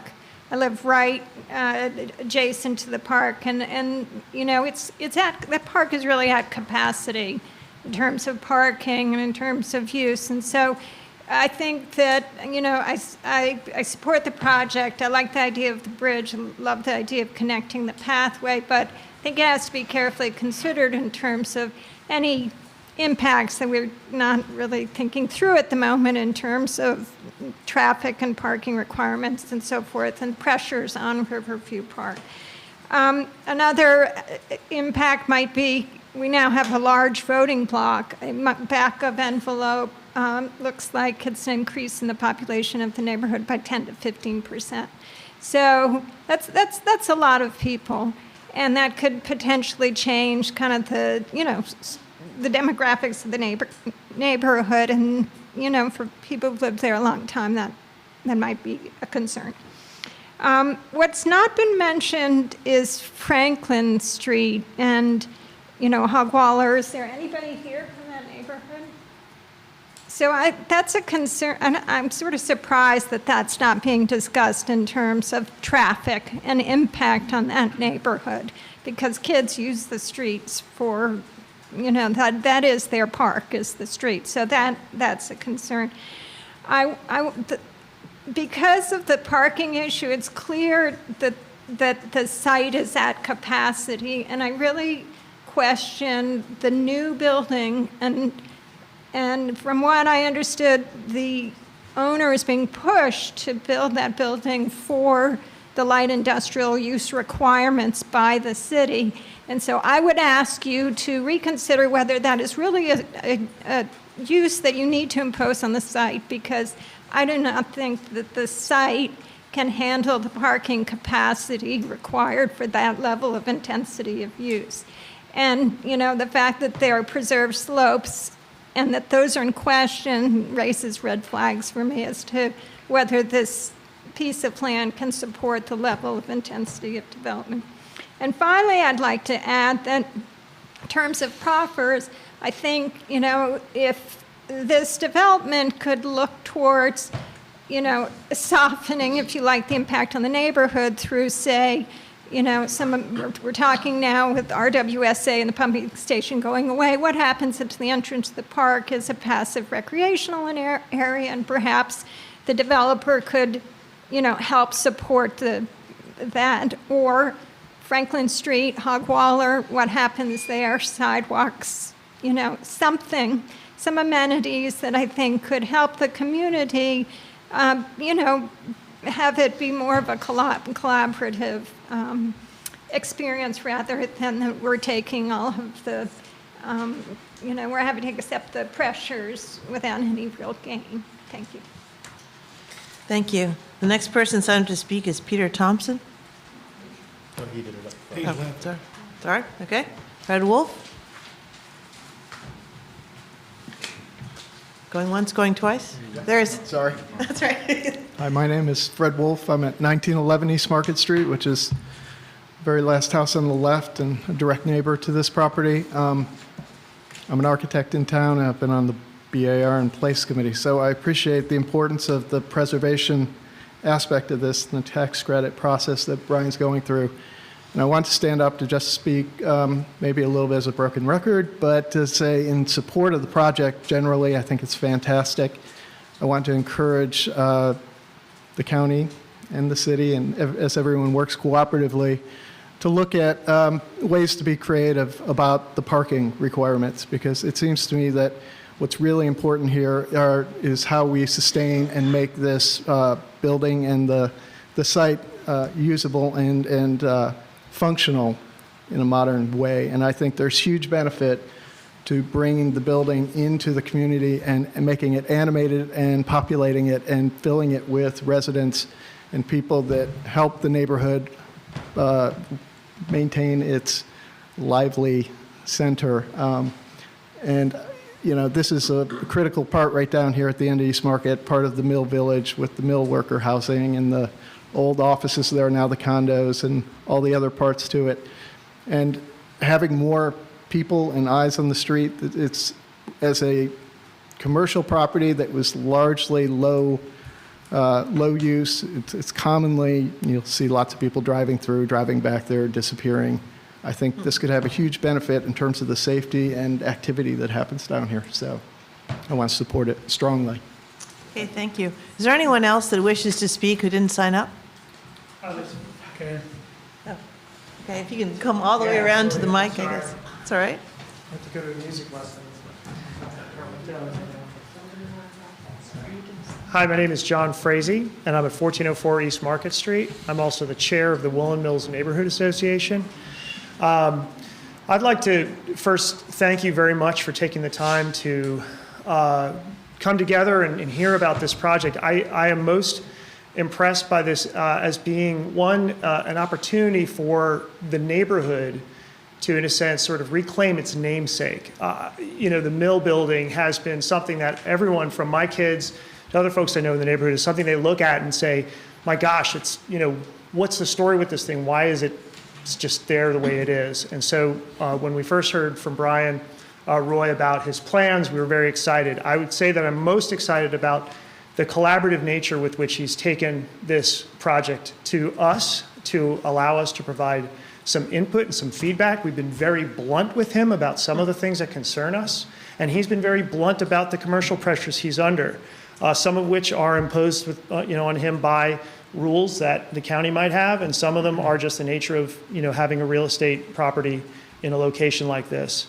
It's a critical opportunity for the city and the county to work together because it's right on the edge. I mean, you can't get closer to the fact that it's in the Scottsville district is just amazing to me, of course. But we know that because Fred lives in Scottsville neighborhood too, right? I mean, he's our county. We have a county residence in the Woolen Mills neighborhood, and I think of this as part of the Woolen Mills neighborhood, even though I know it goes over the other side of the tracks and it's probably in Belmont Carlton. But fundamentally, looking at this as a joint opportunity between the city and the county, I think is critical.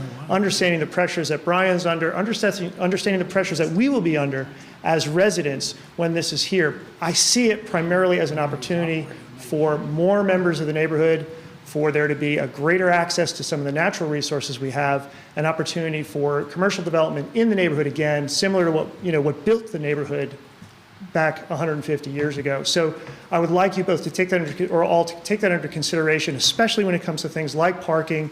Less is more in some cases. This is a place where I feel confident that we can work with Brian as we have questions and issues and concerns. And I'd like to think that you all will also be open to discussion around this, because frankly, seeing this thing come to pass is really something that I would never have expected, maybe even 5 years ago. So this is really a great opportunity, and I hope that you all understand how much I can speak as a neighborhood association member. Lots of folks are really interested in this, with our concerns, with our hopes for this thing to be successful, and with our the various ideas and things that we come with it. But we thank you for taking this under careful consideration. Thank you. Thank you. Is there anyone else? Yes, come on up. Again, just state your name and your residence. My name is Catherine Rocket. I'm a resident of Albemarle County. As I mentioned in our community meeting, have a direct impact with this plan, mainly because that entire woolen mills gave my family, for at least 4 generations back, a livelihood. My family still lives there on Chesapeake Street. 1800 Chesapeake Street is my mother's address. I'm here for her. My sister's with me. My aunts, my uncles, my cousins all still live there. This is our home. It is, I would like to say, a wonderful thing to know we're preserving the mill. Some of the structures that you mentioned, you called your Quonset hut. If you want to talk to me later, I can tell you what they were actually used for, because up until I was in elementary school, I walked through that building. My grandfather was the night watchman. So I know exactly what we're talking about in preserving this. We really want to see this happen. But I ask you to think about it. You talk about community. That's wonderful. What community are you talking about? Are you talking about the impact this will make on Charlottesville, on Albemarle County? I think that's wonderful. But I think you need to think a little narrower. What is this going to do to the neighborhood? Our concerns are mainly, if I can reiterate, the access to East Market, but it's also the traffic that you generate for East Market, for Riverside, for Chesapeake Street, for Franklin, for Broadway. This is not just what's going to happen on that little narrow end with those 30 parking spaces. It's going to be the whole thing. And if that takes the county and the city making a variance in the number of parking spaces, so Mr. Roy only has parking spaces up above that may not be financially or economically viable for him, but it might be the best thing for the neighborhood. The kayaking bothers me.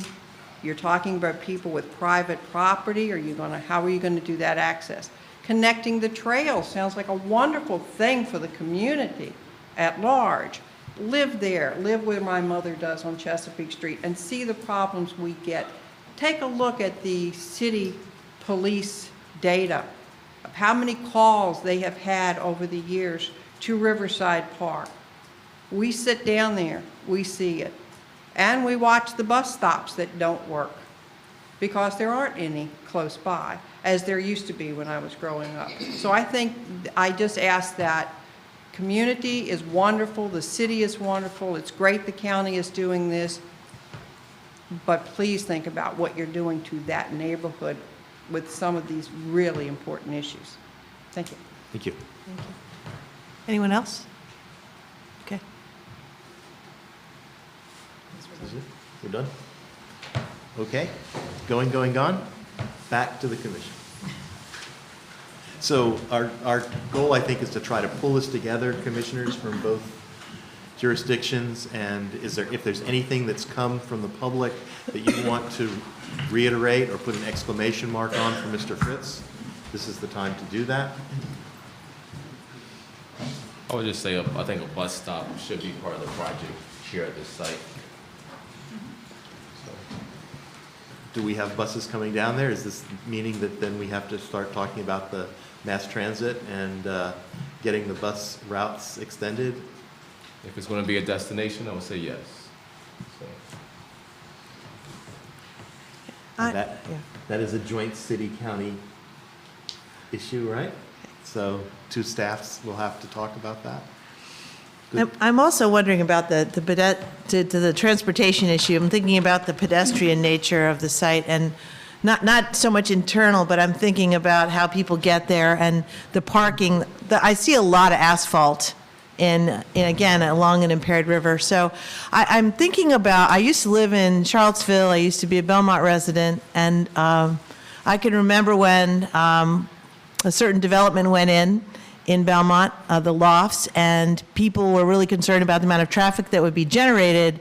And the developer at the time did his own study of how much people in the neighborhood walked to places, and actually ended up generating a much lower traffic count per unit than what the city had originally been looking at. And so as a result, we're able to get away with having less parking because a lot of people walk from that site. So I'm thinking if people are able to take the bus, if they're able to walk downtown, if they're able to walk around, I like that idea about getting bonuses for, you have an apartment but not a parking spot, that we could maybe really get creative with trying to reduce the amount of asphalt on the site.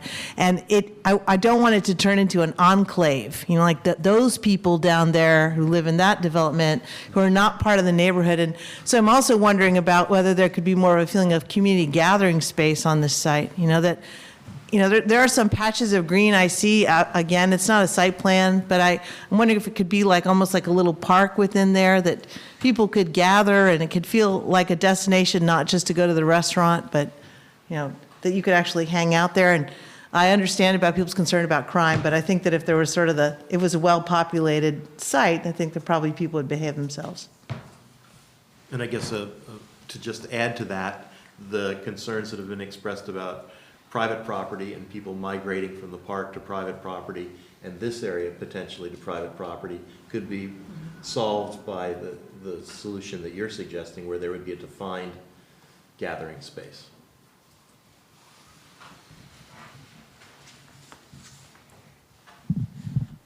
To echo on a little bit of what Karen had said, I think the project's all about connection. So I guess as the analysis goes forward, we've been looking at plans that are primarily focused on this property tonight for clarity, and it makes it easier for everybody to reference. But eventually, the analysis of this thing's going to have to spread out across both jurisdictions, and it's that idea that there are populations in walking distance to this property, both for jobs and for living, that will not only be impacted, but could be a resource. I guess there's a density of housing and jobs that would support neighborhood services that don't exist on this end of Woolen Mills. I think most of the neighborhood services that would kind of foster community dwell further east, kind of toward the Mead and Market intersection, or even further than that. Mm-hmm. So I think if one were to zoom way out and look at this place as both a connective point and a destination, there's a series of, from the city perspective, which is where I look at it primarily, this property, some genesis around where City Walk has a large density of population, then downtown, then move further west on West Main. And there could be a series of destinations that I think would be an interesting perspective on this property as it matures. For me, the question for the city is how can we seize this opportunity to look at that broader picture and take advantage of some of the efforts that have been talked about in the past for planning, and I'm not exactly sure where we'll go with our resources or conversations, but just to outline kind of a series of escalating steps, we could, as a city, as this project matures, basically do nothing and trust the plans that we already have in place, and because there's a default plan now that says we'll do nothing. We could move forward a little bit further to try to alleviate some of the impacts by addressing the traffic concerns and making better connections, because it is a completely all about connection project for me. So pedestrian and bicycle connections to this property, and what could the city do to enhance those? you could look at it as a jumping off opportunity to look at the entire district and try to address some of those zoning concerns that have been expressed in the past that Mr. Emery has been so kind to remind us about, the conflicts between the industrial and the residential. Or we could jump all the way in and say, let's really tackle the river like we have always wanted to. So whether this is the spark that gets one or none of those conversations going from the city, I think will be kind of determined by how open we are to tackling those issues and keeping the conversation with Mr. Roy and our county peers moving forward. So I think it's super exciting, and I just want to convey that I'm very excited about the potential for it to have an impact, not just on that property and Woolen Mills, but the city at large. So thanks for bringing it forward to us. Mr. Fritz, do you feel like you're getting the information you need? Yes. If I could, I mean, I'm having a hard time thinking of a site that is more deserving of a creative approach to its development, as well as creative review by the regulatory agencies. This, the topography, the coming together of the stream, the river, natural resources, their cultural resources, even creativity in us sitting here together because of an artificial boundary that goes through the middle of what was once a historically unified community. It's deserving. This is a very, very exciting project in my mind, and I think it's deserving of us really working hard to, for everyone to work hard to make it happen. I just want to ditto what everyone else has said. I think as a city commissioner, we're jealous as heck that this is yours and not ours. Fred Wolf talked about placemaking, and our commission talks about placemaking, and this is an ultimate in this. When Lawrence Halpern first came to town in 1973, 1974, it was one of his stops when he took people on environmental scores or encouraged them to explore Charlottesville. So we've been waiting a long time to be able to go from the Woolen Mills to the Rotunda. And if you're a townie like I am, there have been a lot of barriers that weren't necessarily physical. And so this will be interesting, and Ms. Rocket is right to acknowledge that. And I hope that you'll be successful in putting some of those safeguards in. Transportation is key. I'm not exactly sure where the eastern terminus of the free trolley is, but that might be something that would be worth exploring, particularly with a heavy use. I would anticipate this would get on weekends with the recreational use, and that might be a way to alleviate this. And I don't know what that would take. I imagine it would be difficult, but I know we had a neighbor in our north downtown who came to Charlottesville, resettled by the International Rescue Committee, and she took the free trolley every day to work at UVA. When she moved to the Woolen Mills, it was a terrible shock that that was no longer accessible to her. So I think that does make a difference. At that point, she started to drive to work, and as a European, she had been very committed to walking and transit. So that's another thing. And then two sort of public service announcements. One, if you like this project and you like the river, encourage the city to fund the Rivanna River Basin Commission next year. That can be a stimulus to getting the river thing going.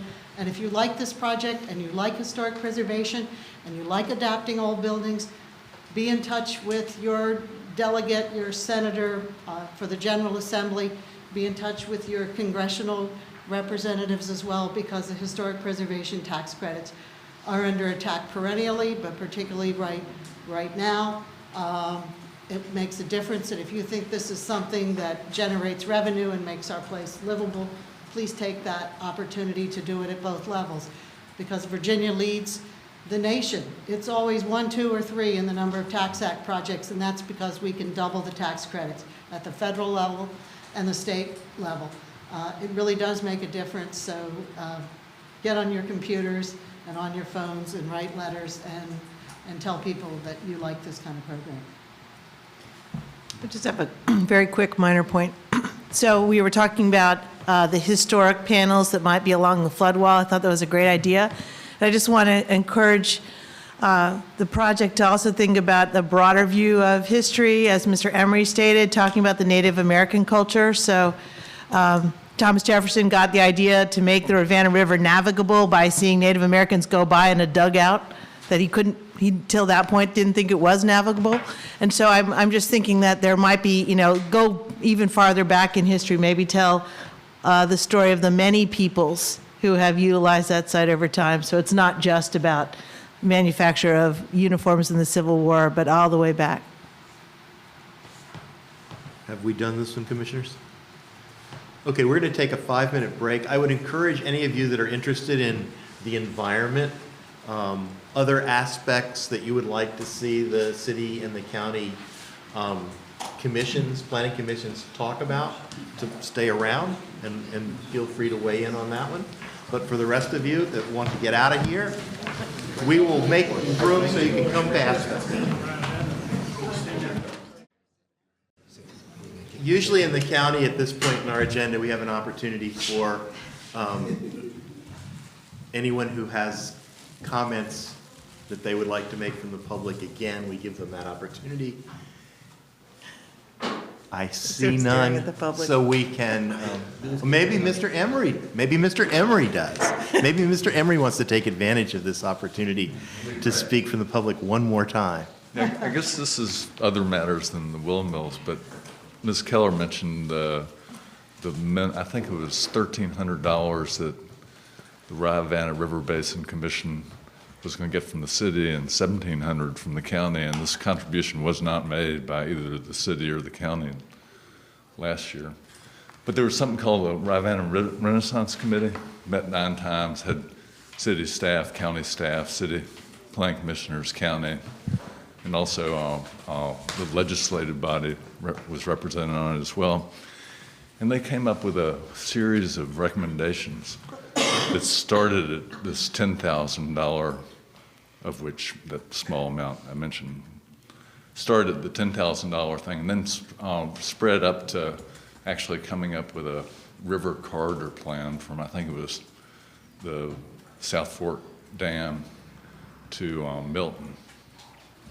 And I really hoped that, this was the livability study. It was the thing that the 2 commissions were really sort of excited about. I mean, you guys talked about courts and you talked about transportation, but you got excited about the river. And I hope that you can encourage your colleagues on the legislative bodies to, put some item in their CIP budget. And I guess that's hard these days, but something to move this river planning forward. And, certainly if Mr. Roy's project, he's able to, work with y'all and able to do something, I think that's going to, serve to kind of move things along. But it would be great to be intentional about it as well on the legislative level and budget a little bit of money for it.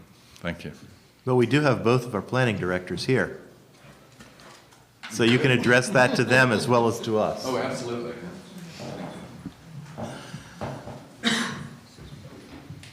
Thank you. Is there anyone else? Okay. I know that the idea is to get out of here, and I know that the city is really terrible in going really late. We aren't as bad at that in the county, although sometimes we go late too. I think Our work sessions are always over at 7, or certainly by 7:15. Are there complaints at home from someone? I'm not going to honor that with a response. I know that there are issues that I've heard from every one of you, and I think I know all of you now since Corey and I've had an opportunity to be car mates for a day on the way to Washington and back. And so I was hoping that there would be an opportunity for us to talk about matters that are of importance that we might want to use to structure the next meeting that we have. That doesn't necessarily have to be focused on a specific agenda item like we had here, but I think that we need some structure for that. And that's why I suggested the memorandum of understanding, because there were the 4 topical areas, and we know that our elected officials have agreed that those are important. And one of those is the environment, and we have talked a lot about the environment this evening. So maybe that would be a good one as a point of departure. And now I'll be quiet and leave it to you all.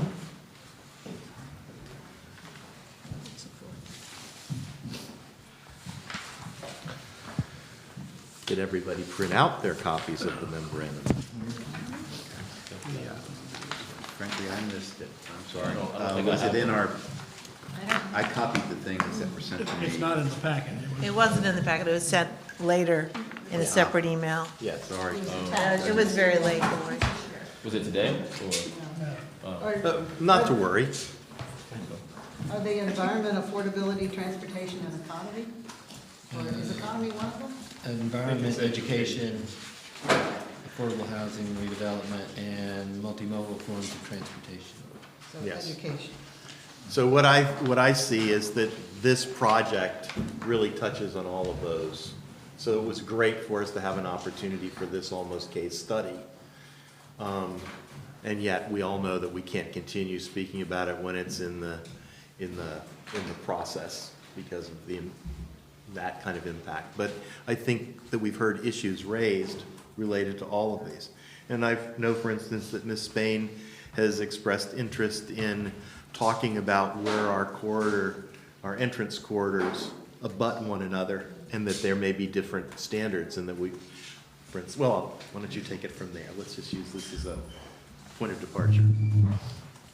It's not that complicated, really. It's just how can we cooperate with the city to have similar entrance corridor designations so that the change when you hit the city line or the county line is not so abrupt. And I'm thinking specifically about Free Bridge and Pantops. You look at the city side and it says, "Welcome to Charlottesville," and there's nice landscaping, and you look at the county side and it's highway, basically, not much, and not even anything saying, "Welcome to Albemarle County." So I think if we had some agreement about how to coordinate those, it might work to the benefit of the population. There's a background on that too. There was a point, it's all blurred now, I've only been on the commission almost 3 years, but it's just blurring. But we had a talk, the supervisors asked the Albemarle Planning Commission to come up with priorities, because there's so much stuff in the comp plan update. And one of the things that we actually recommended was actually working on our entrance corridor standards. We had a lot of entrance corridors that didn't have up-to-date standards, and we talked about trying to make them more compatible with the city, and then we forwarded that recommendation on to the board, and they did not select it as one of their priorities, so therefore it was not in the work plan, blah, blah. So I'm not saying we shouldn't do that. I agree with you. I'm just giving you some background that we have recommended that once before. I'm happy to re-up that recommendation, but I think it's very much needed. From the city point of view, it's one of the things we brought up in our joint comp plan process. There aren't too many of us left, Mac and I maybe are the only ones, but that was one area that we thought we could coordinate. And I would certainly be in favor, at least on the corridors that we share, say 250, 29, maybe there are others, that we would adopt uniform guidelines, because I think it probably is one of those other things that adds to confusion among applicants and developers, business people, about why they have different standards, because, people really don't care if they're in the city or the county. They just know they're on 29 or 250. We have some that are unique, like JPA, they're probably a different set of circumstances for the city. But those major through corridors, I would love to see us have one set of guidelines, and maybe even our staff could do some of those things administratively, like signage and the things that are just very routine. Oh, and Fifth Street too. Yeah. Now with the. Fifth Street now, yeah. Right. Well, how is this project in an entrance corridor? And how is it in the airport overlay district? This, Villamills Airport property? impact, yeah. There is a small piece that is probably about that big that is within 500 feet of I-64. So we have to label it as being Entrance corridor. And the airport impact area, essentially, all of the city of Charlottesville and a huge part of the county is inside of the airport impact area. Actually, we used to call it the keyhole map because it looked like a giant keyhole, and it's basically the landing approaches for the airport. It's a very interesting overlay district because it's three-dimensional, and it actually starts on the Willamills property. It's somewhere around, I had to do the math, and very quickly said, I'm not doing this all the way out. It's like 9,000 feet above the, that's where you can't penetrate. They can't build a 9,000 foot smokestack. 8,000 is okay. 9,000 is right out. Darn. Well, there's an Omni on Old Lynchburg Road, which they use incoming and outgoing to fly the planes. Yeah, as you get closer to the airport, that thing comes down, down, down. Right. So, Ms. Riley, affordable housing. Yeah, I think mostly everybody on the county side, possibly not everybody in the city knows that we held, the Planning Commission held with some of the Board of Supervisors, a study session on affordable housing September 20th. And your newly hired affordable housing planner participated, did a wonderful job, along with Ron Whitehouse, who is our chief of housing. And we had a whole panel of mostly the providers. And I think it was a really excellent conversation. I think there was a real sense that we need to be collaborating and planning in this area. And so sort of a next step, I think, for us might be if we could actually hold a session with the two planning commissions on this and really even just compare what are our current policies, what are our current strategies, what data do you all have that we don't, which is probably, an issue for us, because I think that is something that we really are missing, is some really good data in the urban ring in particular, but the county in general. But maybe just identify some areas in which we can initially exchange information, and then maybe some steps we might want to take to pursue some collaborative effort on this.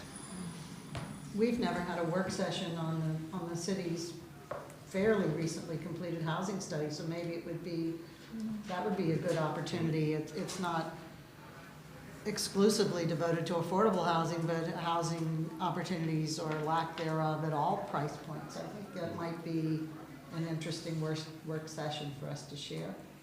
The Housing Advisory Committee,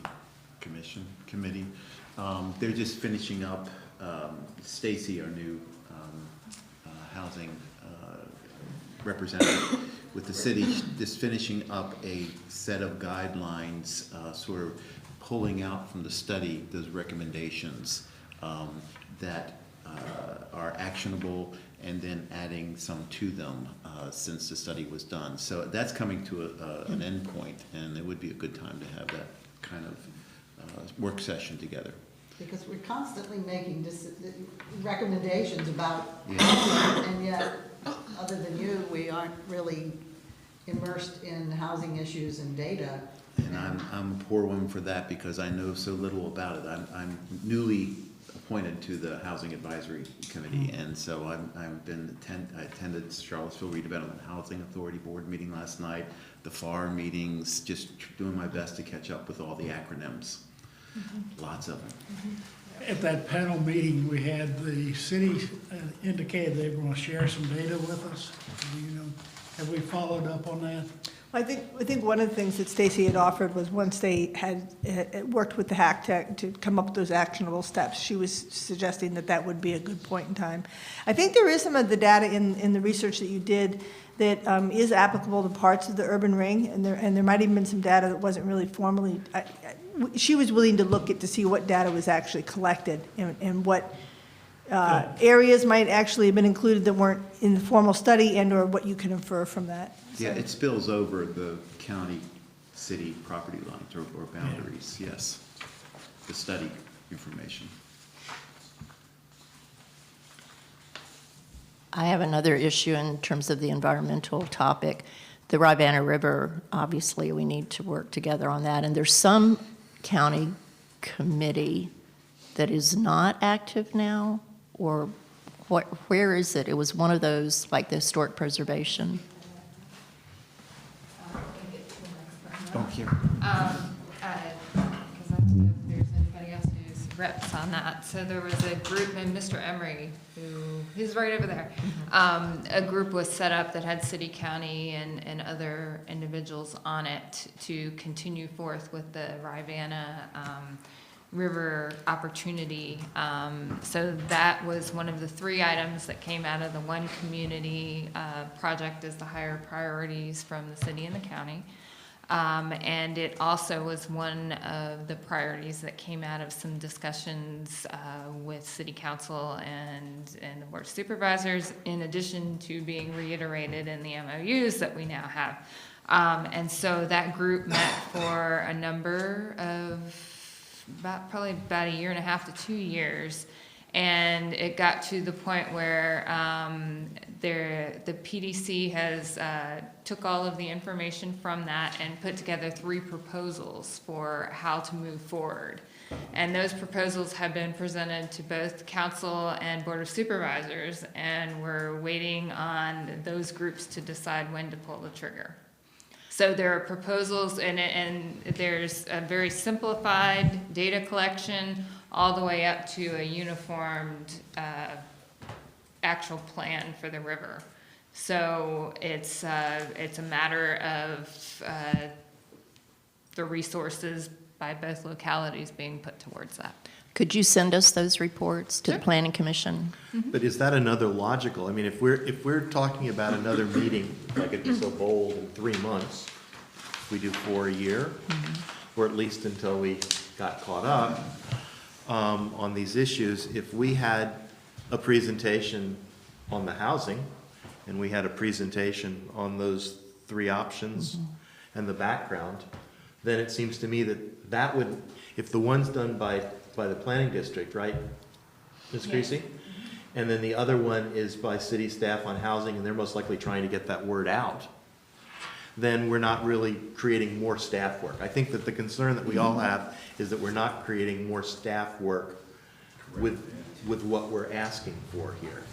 And those seem like 2 logical ones. Are there others, Ms. Creasy and Mr. Fritz, that you're aware of that might be useful for us to have and that we might be able to, based on what we heard from Mr. Emery, give our elected officials some encouragement from the planning side that are underway? Well, I would say that this has kind of been the traditional way that these joint sessions have gone. They've been more information sharing and then allowing for the groups to advocate for different priorities and it be more regional with both groups together. And so it's definitely not out of the ordinary to have a couple of presentations and have some discussion about what both groups can do together and see what kinds of things both groups can do to advocate to move those things forward. So what I'm saying is both of those presentations make a lot of sense.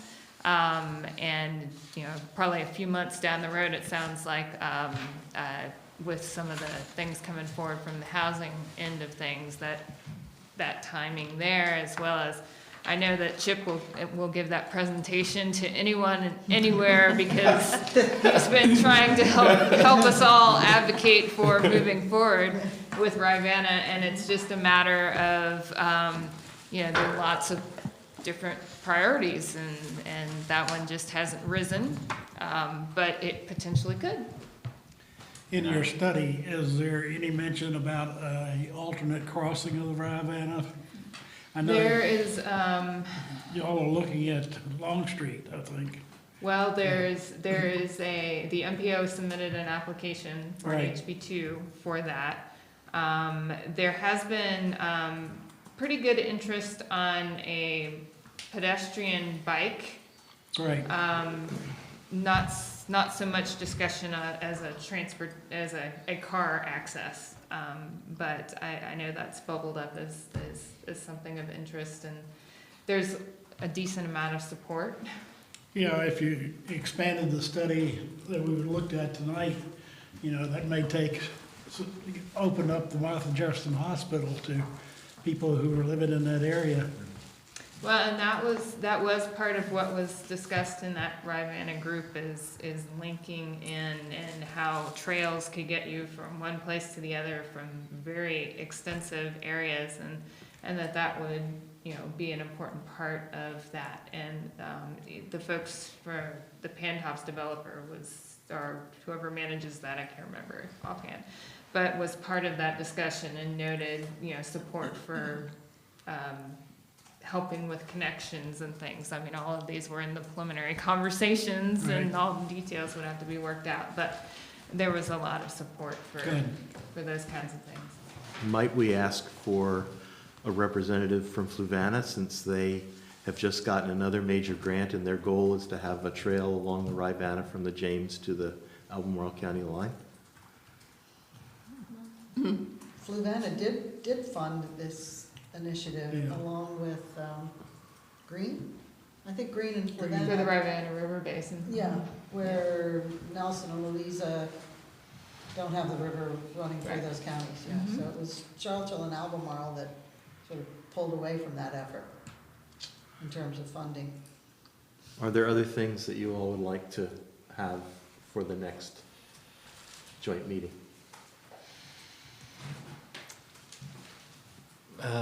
Talk about nodes. Come on. That's what I was just gonna, I was. So I guess along the lines of preparing for our comprehensive plan, our update is on the horizon. I don't know where yours stands, but I would assume Bill it's can tell us where we are. relatively We 15, so we're starting. So we over. just adopted one, so it's time to start again. Yeah, exactly. It takes us about 8 years to do a 5-year review. Actually, it actually is on the work plan. So mostly our focus right now is on our small area plans, obviously, which is a fallout from our comprehensive plan. But in our long range, very long range comprehensive, very long range work program, yeah, I think like in 3 years, we've got the starting work for the next round of the comprehensive plan. But again, that's very preliminary. When you get that far out, it's hard after, 2 weeks to accurately predict your work program. So I want to throw out the idea, you mentioned small area plans, and I think that when we've had a series of discussions in the city related to small area plans, and we're still kind of struggling with exactly what that is and what the deliverable is, and if there are different scales of small area plans, and how we determine where the priorities are, how we determine how to fund and resource those efforts. But I think one conversation that would be interesting to have as a group is an aspirational look at where your small areas plans may be taking you, and I assume that they're somewhat based on identifying a place or a node that would draw some attention to it. We can identify some similar areas, I think, in the city, and there's obviously overlap between the two, primarily at our borders, but also, some adjacencies that would be beneficial to both.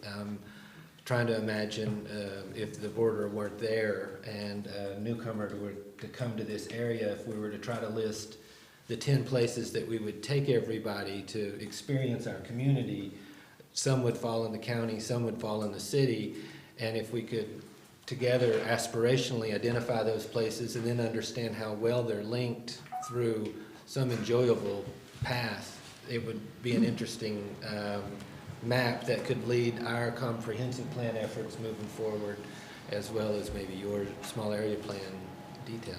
I don't disagree with that. I think that to do that, like in the next 3 months, might be a bit premature, but within maybe the next one, if you're doing these quarterly, in 6 months, it might be appropriate. One of the other things to throw in there for you is a parallel project is the board just recently created, but has not filled the vacancies for residential development impact work group. And that feeds into the small area plans also. So maybe something on that also, but we won't have anything on that for at least 6 months. Well, Kurt, the county's so big, we consider all of the city a small area. Sure. I was kind of thinking that when you were saying it, but I was quiet. Is there a little bit of the professor to the student coming out? Yeah, That's right. good, yeah. So, both Kurt and I took planning from Dr. Spain there. She learned us well.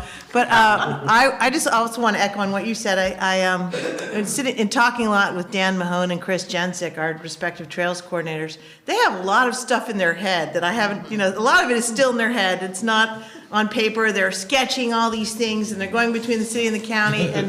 And I would love it if they would come in the same room at the same time. And I think without a lot, I know, let's not get carried away, but I think we could without, you talk about additional staff work, and there's always a fear of that, and putting some people's work plans, but they've already kind of got a lot of that stuff. They really do work well with Yeah, and on top of that, I also, for my nonprofit, under a separate grant we gave to the county and city for free technical assistance, we've worked with the city's tree canopy data to look at these nodes and connections across the city, and then we have mapped the large chunks of intact habitat in the county. And so that's both city and counties people we've been working with have said we need to put these together. So that might be an interesting exercise because we have the data for both sides, and then with Chris and Dan, we might be able to come up with some interesting, to your point about connections and nodes and because some of those pathways, if you will, that whether they're pedestrian or bike or road or whatnot, by having them in sort of your long-range vision, you can protect them or be aware of them, or when developments are coming up, say, oh, wait, we wanted to get that through there. So there's a lot of that, like I said, that is just in those two guys' heads, and so. So do we have 2 meetings here that we could, so that we could call this Sure. close to when Missy had hoped that we would call it, given that everybody got here late. The first meeting, if we did the housing, because we have that data. And what was the other set of information that was possibly ready? You talked about the Ribana, the presentation The on Ribana. that. That's Could we bring ready. the Trails fellows at the same time and have them sort of critique that and add on to that? We'd probably work with the chairs to refine that a bit, to something. And then the next meeting, and then in 6 months, could we do this small area plan, urban design, and let's try to throw in the corridors? The entrance corridors into that? Does that move us along far enough that we've got? Are you all looking at 4 hours, 3 hours? These are 6 hours. meaty kind of things, so. I would suggest 3 hours. Because we normally do 2, but it takes longer when you have 2 commissions. Part of it may just be an organizational diagram as it relates to the small area plans, because I'll bore you a little bit, and my fellow commissioners have heard me do this little circle around the city border a million times, but if you put a series of dots around the city at Hydraulic and 29 and go over to K-Tech, that's the next one. I'm moving east as I go around. Penn Park and Dardentown across the river from each other, Free Bridge, Route 20, coming on down to 5th Street Station now, Fontaine, Ivy, and Barracks Road. They're all these kind of those are the major entrance corridors coming into the city from the county. And if you put a dot at each one of those points, which there are 9, it just happens to be, maybe 10, we already have ongoing plans that are being discussed at Hydraulic and 29. There's talk of Fontaine. Universities doing their study on Ivy. We've touched tonight on Free Bridge and the river itself.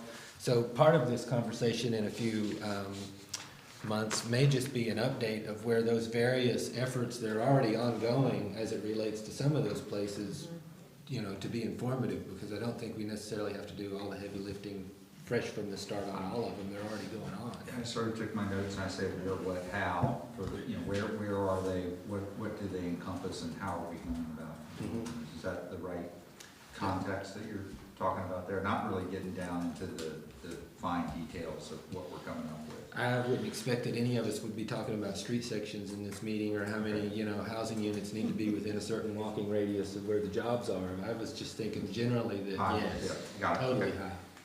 We'll see what we can do, I guess. UVA is committed to the 250 West and streetscaping. So that ties into the university's work at Ivy, and, Yeah. we're going up Emmett Street with, I was gonna ask Jody if it would be appropriate, or at what stage, the university could share its ideas about its plans for Ivy and that. I'll check with Alice Rouser and see, but I think she'd be fine with sharing those, yes. Yeah, because really. They're out there, they've been. So that would be the logical piece of that second meeting, to add to that Yeah. second meeting. Good point, Mac. Because that certainly is a place that should seem seamless, coming off the bypass, approaching the university on Ivy Road. Yes. Well, I'm glad it got to the point where we were able to kind of avoid creating a lot of extra work that wouldn't allow us to focus. But I think the fact that you clarified for us, I just wanted to thank that, because I think that you do need to hear those things, but I also don't want to have a whole bunch of different priorities than the ones that are already not being addressed entirely by each of our staffs because we're already full. I kind of want to finish or get to a good part to present you what has been done. But in that context, we still need to know and dovetail it with what needs to be done as we look at that higher look. So I think that's something we can do as long as we don't get into the nitty-gritty details like you said. I just think that would be not good use of your time, and for us to do a good job to present that to you would take a little time. So I'm a little bit reassured, that's why I stood up, but then you addressed my concerns, and all right, thank you. Yeah, sure. I just wanted to mention that, the Thomas Jefferson Planning District Commission is going to be doing a Fifth Street node connectivity study, and that might be an opportunity to sort of piggyback on that in some way in terms of these broader connectivity issues, which is their process, they're staffing it, so. What we had talked about was that in terms of small area planning in the city, there were some where we could kind of control our own destiny, and we tried to identify those, but there are others that we obviously need to piggyback on the efforts that are ongoing by you guys or TJPDC or the university, and what can the city do to kind of play along, which is similar to what we talked about with this application tonight. You guys are going to be slugging through all the admin part of it, but in the shadow of that, but not really, is, what planning could we do to be ready for that on opening day to kind of get it, to have its best impact for everybody involved, I guess is the easiest way to put it. So, it's exciting times. I'm looking at the clock. So are we ready to give it a call? So what we need to do is we need to have the city adjourn, and then we will adjourn. And county commissioners, beware that there may be an email about a meeting change. We're not sure yet, so just pay attention to your emails over the next several days. I'll adjourn the city's work session. Thank you. And I'll adjourn the county. Thank you. Thank you all.